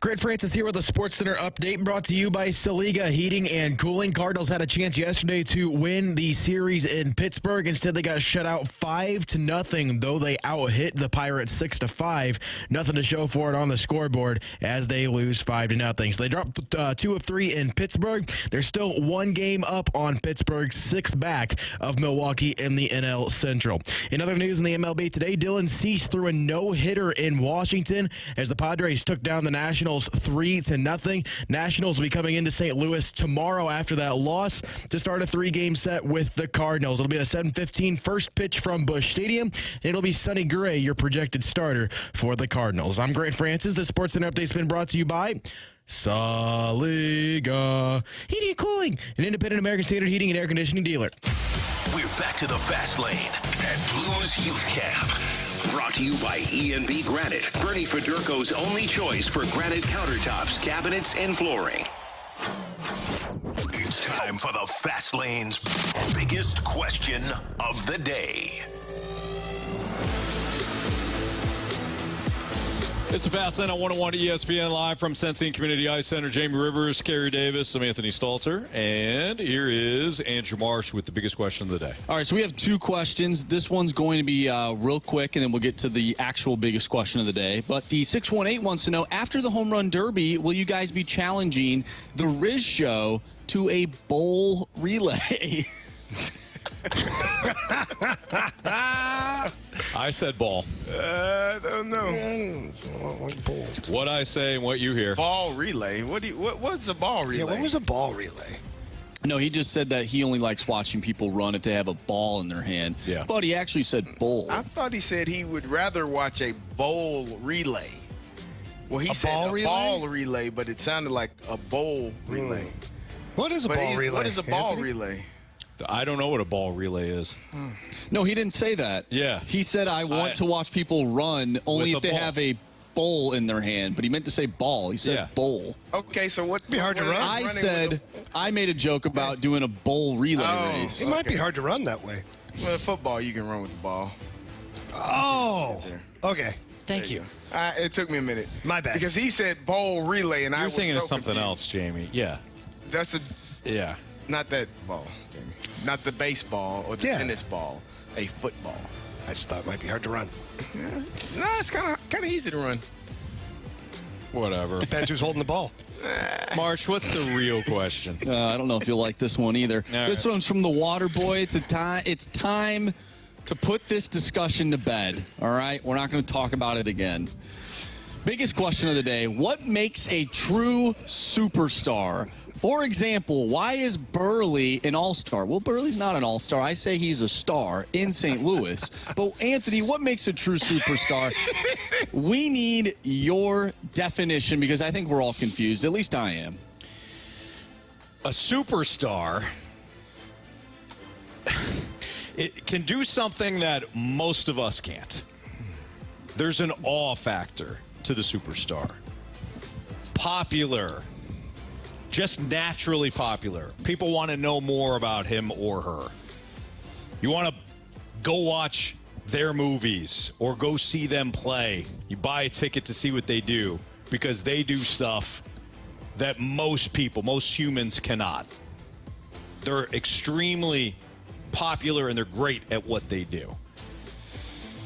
Marsh's definition is as long as you're a good player, you're a superstar. And I disagree. I never said superstar. I didn't even say a star in Major League Baseball. I said a star in St. Louis. Jamie, you have some numbers that you shared with us in the break. Would you mind reading those off? Well, there's a player that currently plays for the Cardinals that is the first Cardinal since 1967 to have a sub 5% batted ball percentage and a WRC plus above 125. Andrew, would you like to know who that player is? I would love to know who it is. St. Louis Star, Alec Burleson. Wow. Oh, yeah, because when I think of stars, I want to know what their batted ball rate is. Come on, people. What are we talking about second lowest, here? third lowest on the team in batted ball percentage. Oh, okay, yeah. That's that. Then you know Behind, what? I would like only in front of Michael Ciani and Victor Scott. I would like to rephrase what I said. You asked me about definition of star. As long as your batted ball rate is low, you're a star. I mean, what are we talking about, people? Come on. You don't like numbers, Anthony? I do like numbers. I like numbers a lot. Numbers can tell a story. But they don't tell the story. Not always. Right. No. But the WRC plus number is the number you love. It is. That is his favorite. And he is second on the team. On this team. Are we having a debate about whether or not Alec Burleson is having a great season? No. We're debating if he is a star. If he is a St. Louis Star. Are we debating whether or not that's Marsh's he's argument. productive? Anthony's batted bowl rate, according to 314, is pretty good. I would know nothing about that. By the way, we got a text from the 314. This came at 5:33. Dylan Cease no-hit the Nationals. Yes, he did. Yes, he did. All right. So we good? I don't think you ever answered the question. No, he's not. Alec Burleson is not a star. All right, I'm just making sure. Could he be in the future? Marsh thinks so, and that's his argument. Marsh thinks that he could be a star in the future. In St. Louis. My opinion is I think we're playing it fast and loose with the word star. What's your okay, you guys keep asking me. What is your definition of a star? I've not a star or a superstar? Of a star. A local star or like national? Oh, my God. Well, Carey. What are we doing here? What the hell are we doing? What are we doing? What the hell are we doing? Go ahead, guys. What are we doing? Go for it. Because I know what happens when there's dead air. So go for it. My definition of a star is a player that excels at one thing in particular that somebody else can't do. Okay. Anthony. They bring something to the table that nobody else can do. Sure. That's my definition. Hey, Anthony. I will give you my definition of a star. I will give you my definition of a star. Now I'm pissed. It is. Now I want to ram both of your heads together. For me, a star is a person Drag that is your lifeless body out to the ice. That is an all-star. I just repeated what you said. I know you did. Good job. Someone that is an all-star, maybe 2 or 3 times. A superstar is a person that is a future Hall of Famer. It's a great definition. That to me, so until, in my opinion, until Alec Burleson makes it to a few All-Star games, I don't know that you are considered a star. Oh, I guess Mason Wynn's not a star either. Oh, my God. Here's a question. Okay. Who's closer to making an All-Star game? Probably Mason. All right. So he's closer to being a star than Alec Burleson. I would agree with that. Right. I don't think that I will push back on that. Who's going to have more, in your opinion, who will have more All-Star appearances between those two? Mason Wynn, but that wasn't the debate. Let me ask you a question. That was never the debate. That was never the debate. He's back. All right. I can't even. I'm gonna throw it. Let's we're taking the Cardinals out of the situation, okay? Jake Neighbors. Is he a star in St. Louis? Jake Neighbors? No. I don't think so. What? No. I don't. Marsh. Like, a star in St. Louis. I don't think. Go ask. We're at Neighbors, I don't think so. If Jake Neighbors walked down this, I don't think people would recognize They were just him. talking. I forgot who it was. Jordan Carew is a star. He has a poster out there, like in St. Louis. Colton Parayko, he has another one out there. Robert Thomas. If those 3 walked in this building right now, I think people would know who they were. If Jake Neighbors, and this is he's a young player. He's just getting started. It takes more to be a star than having one season and being. Mason Wynn was being talked about potentially maybe making the All-Star team as a rookie.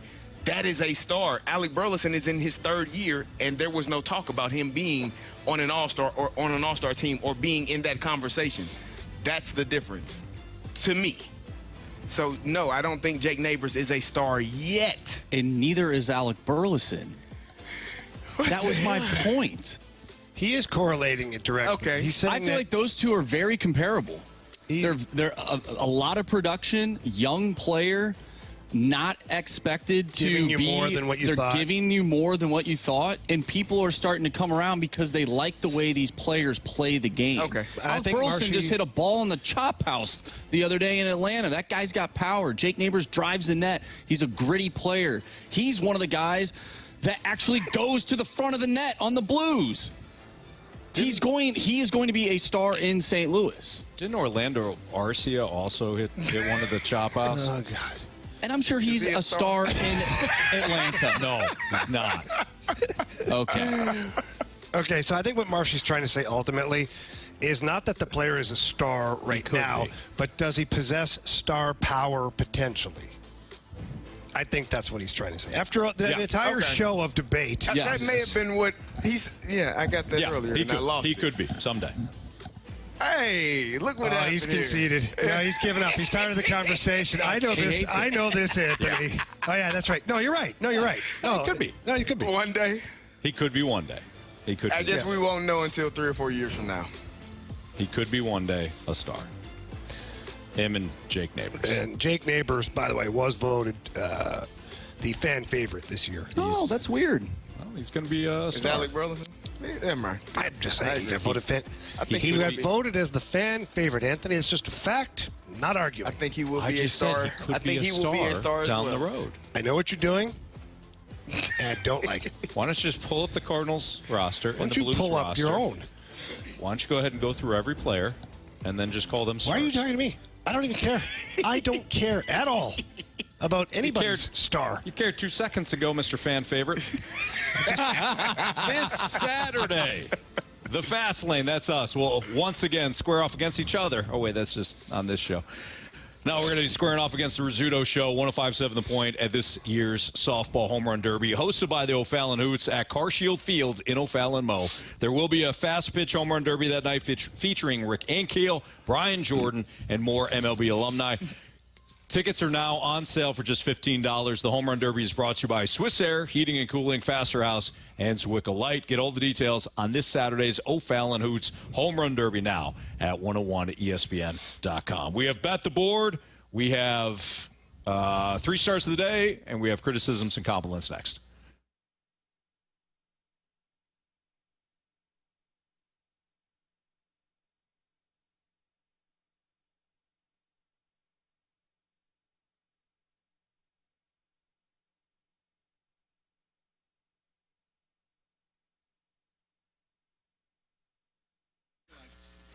Anthony Stalter back with you for Auto Center's Nissan Herculaneum. If you need a new car, I highly recommend checking out AutoCentersNissan.com. You can start there. That's what my wife Kristen and I did. We started to look at different vehicles that matched what we were looking for from, a family standpoint, price standpoint, financing standpoint. And we picked out like 3 or 4 cars, and then we test drove them at Auto Center's Nissan Herculaneum. They're fantastic out there. We loved the experience. We wound up with a pre-owned Pathfinder that we love. It was low mileage, great price that we got on it. And we were taken care of. And all the different incentives that they have, too. The 30-day return promise. If you, for whatever reason, aren't completely satisfied with the vehicle, you can bring it back to Auto Centers and they'll refund your money. Set you up with something else that you do like. They have the complimentary lifetime warranty, complimentary 1-year maintenance on all new Nissans. It's a great spot, over 700 vehicles on the lot. Rest assured, you're going to find something that you love there. And they still got their hail sale going on. It's been extended for a limited time. So any hail sale vehicles that they have, discounted massively, and you can still apply whatever July sales and incentives they have to those vehicles, too, so you can stack up the discounts. Again, it's all out there in Herculaneum, Auto Centers Nissan at AutoCentersNissan.com.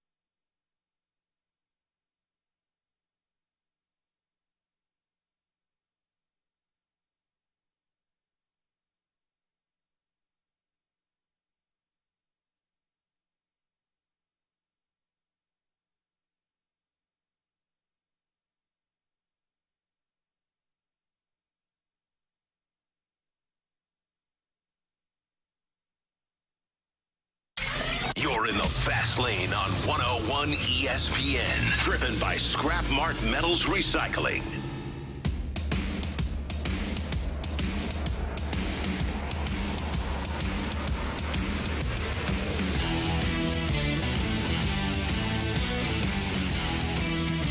It's a fast lane on 101 ESPN. Jamie Rivers, Carey Davis, Andrew Marsh, I'm Anthony Stalter. If you missed anything from today's show, you can always download the podcast, available at 101ESPN.com or your 101 ESPN mobile app. It's all brought to you by Dobbs Tire and Auto Centers. Time to bet the board. I think Marsh was the only one that won last night. I did. That was a rough night. With a Juan Soto home run, nonetheless. Yeah, right. I'm not liking this game anymore. It's a little rough. Yeah. Don't cancel it, okay? Please just don't cancel it. I might have to. If I don't start winning. Just because you're losing. Just because you're losing. Punt the segment. Yeah. I mean, it may or may not have happened before. Yeah. But we lost a segment one time. What because happened? Somebody wasn't doing well. They just didn't want to play anymore? So they took their ball and went home. All of a sudden, it wasn't me. No. Nope. BT? No. I don't know. Maybe.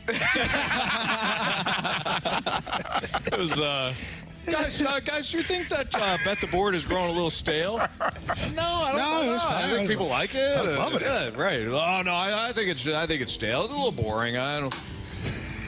Is that because you're in last? All right. Anyways, love the effort. Yeah, Marsh. What's the standings? All right, so the standings are the same. Anthony, you are in the lead, 11-5 on the month. Jamie's right behind you, 10-6. Carey, you and I are tied actually, 7-9 now. Wasn't that 7-7 yesterday? You were. No, 2 days ago. Remember I said great drink. Oh yeah, that's right. Yeah. That wasn't yesterday? No. All right. So it does feel like the days are sort together. of meshing together. Yep. So Ross Stripling is on the mountain. I'm joking. I've been a little conflicted on this one. So the Braves have Chris Sale on the mound, but they have really struggled. They've dropped 4 straight. They're taking on the Mets. I almost did this one. I'm gonna take the Mets. I was gonna do the same thing. I'm gonna take the Mets, man. I was gonna do the same exact thing, but I was like, It's a roll of the dice here, but I'm gonna take the hotter team.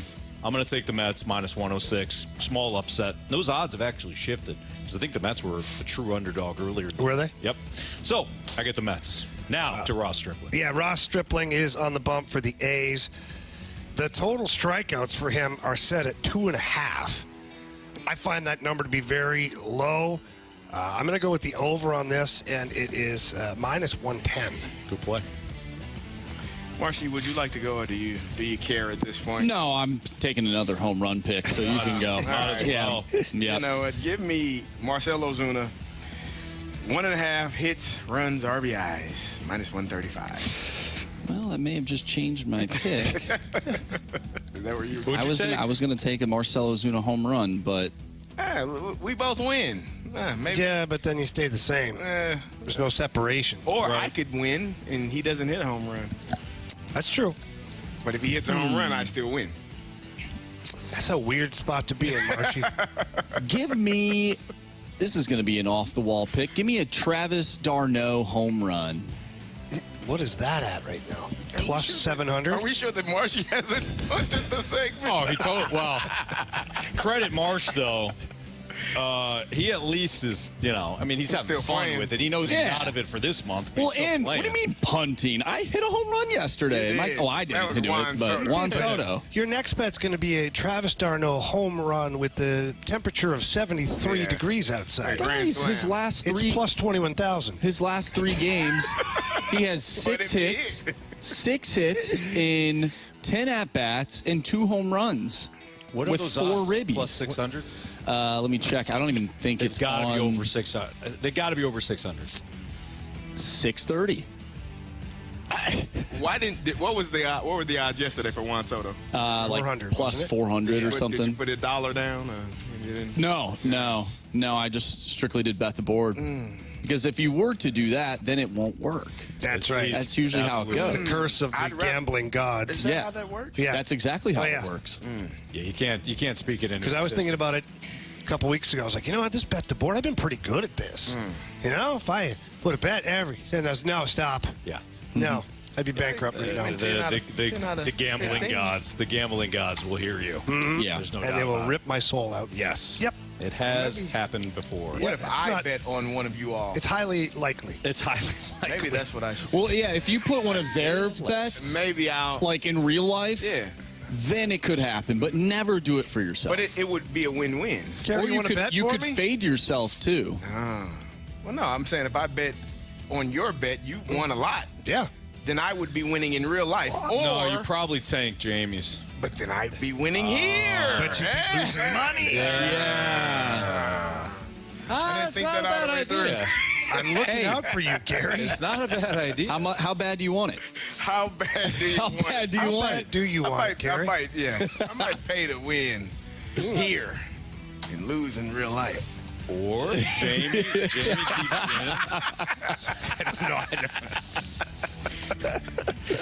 This is what happens. This is it. This is the evil. Yep. All right, Marsh. What do you got for criticisms and compliments? Well, we got one from the 618.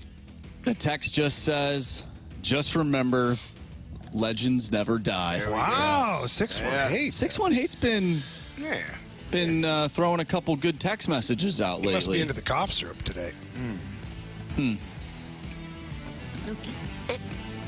Anyways, let's just get to our 3 stars of the day. Why don't we do that? Our 3rd star of the day is going to go out to Tuna. Oh, nice. Not in the can, chicken of the sea, as Anthony mentioned, not the sliced. No. Yeah. Yuck. Never eat that. You put cheese on the tuna. We were talking. What kind? American. I know, Gary. I'm gonna get some fish. Provolone. I'm gonna get some fish in my diet. Yeah. Jimmy's over here like fresh cut. Like the Fresh tuna cut steak, tuna. slicing it nice and thin. Jamie goes, you guys are talking about the tuna steak. I know what you got. No, Jamie. Because even the steak just sear the outside. Yeah, You're like, no. We're talking about the 99-cent package. It's talking about cat food. Yeah. That's what you guys are talking about. Yes. No, thank you. Yep. All right, our 2nd star of the day. 23 grams of protein. Indeed. 2nd star goes to Mordecai Three-Finger Brown. Oh, nice. Yes. We figured out which. So he was missing an index finger. And that's it. And had an accident where he crushed some other fingers. So Yeah. got him 3-fingered. Man. Mordecai.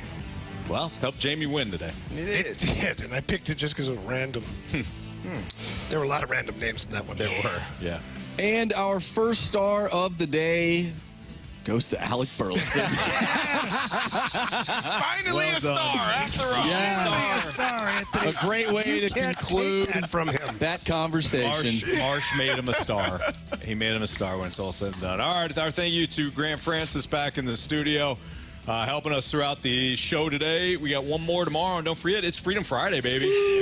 It's Freedom Friday, so that means that you get to choose the topics. Whatever you want to hear us discuss, great. Send it into the Air Comfort Service text line tomorrow. It's all off the cuff. The only filter is Marsh. That's it. So if you have an opportunity that you want to listen in and send us a topic, fantastic. It is Freedom Friday, the entire show. Mostly the entire show. We got some benchmarks and stuff that we do, but most of the show is all your topics. So that'll do it for us. We have the instant replay coming up here on 101 ESPN. What? He has not sat down since you made that statement. Of course not. I'd rather die. I told you. Jamie Rivers, Carey Davis, Andrew Marsh, Grant Francis, I'm Anthony Stalter. Thank you so much for being tuned in. We will see you.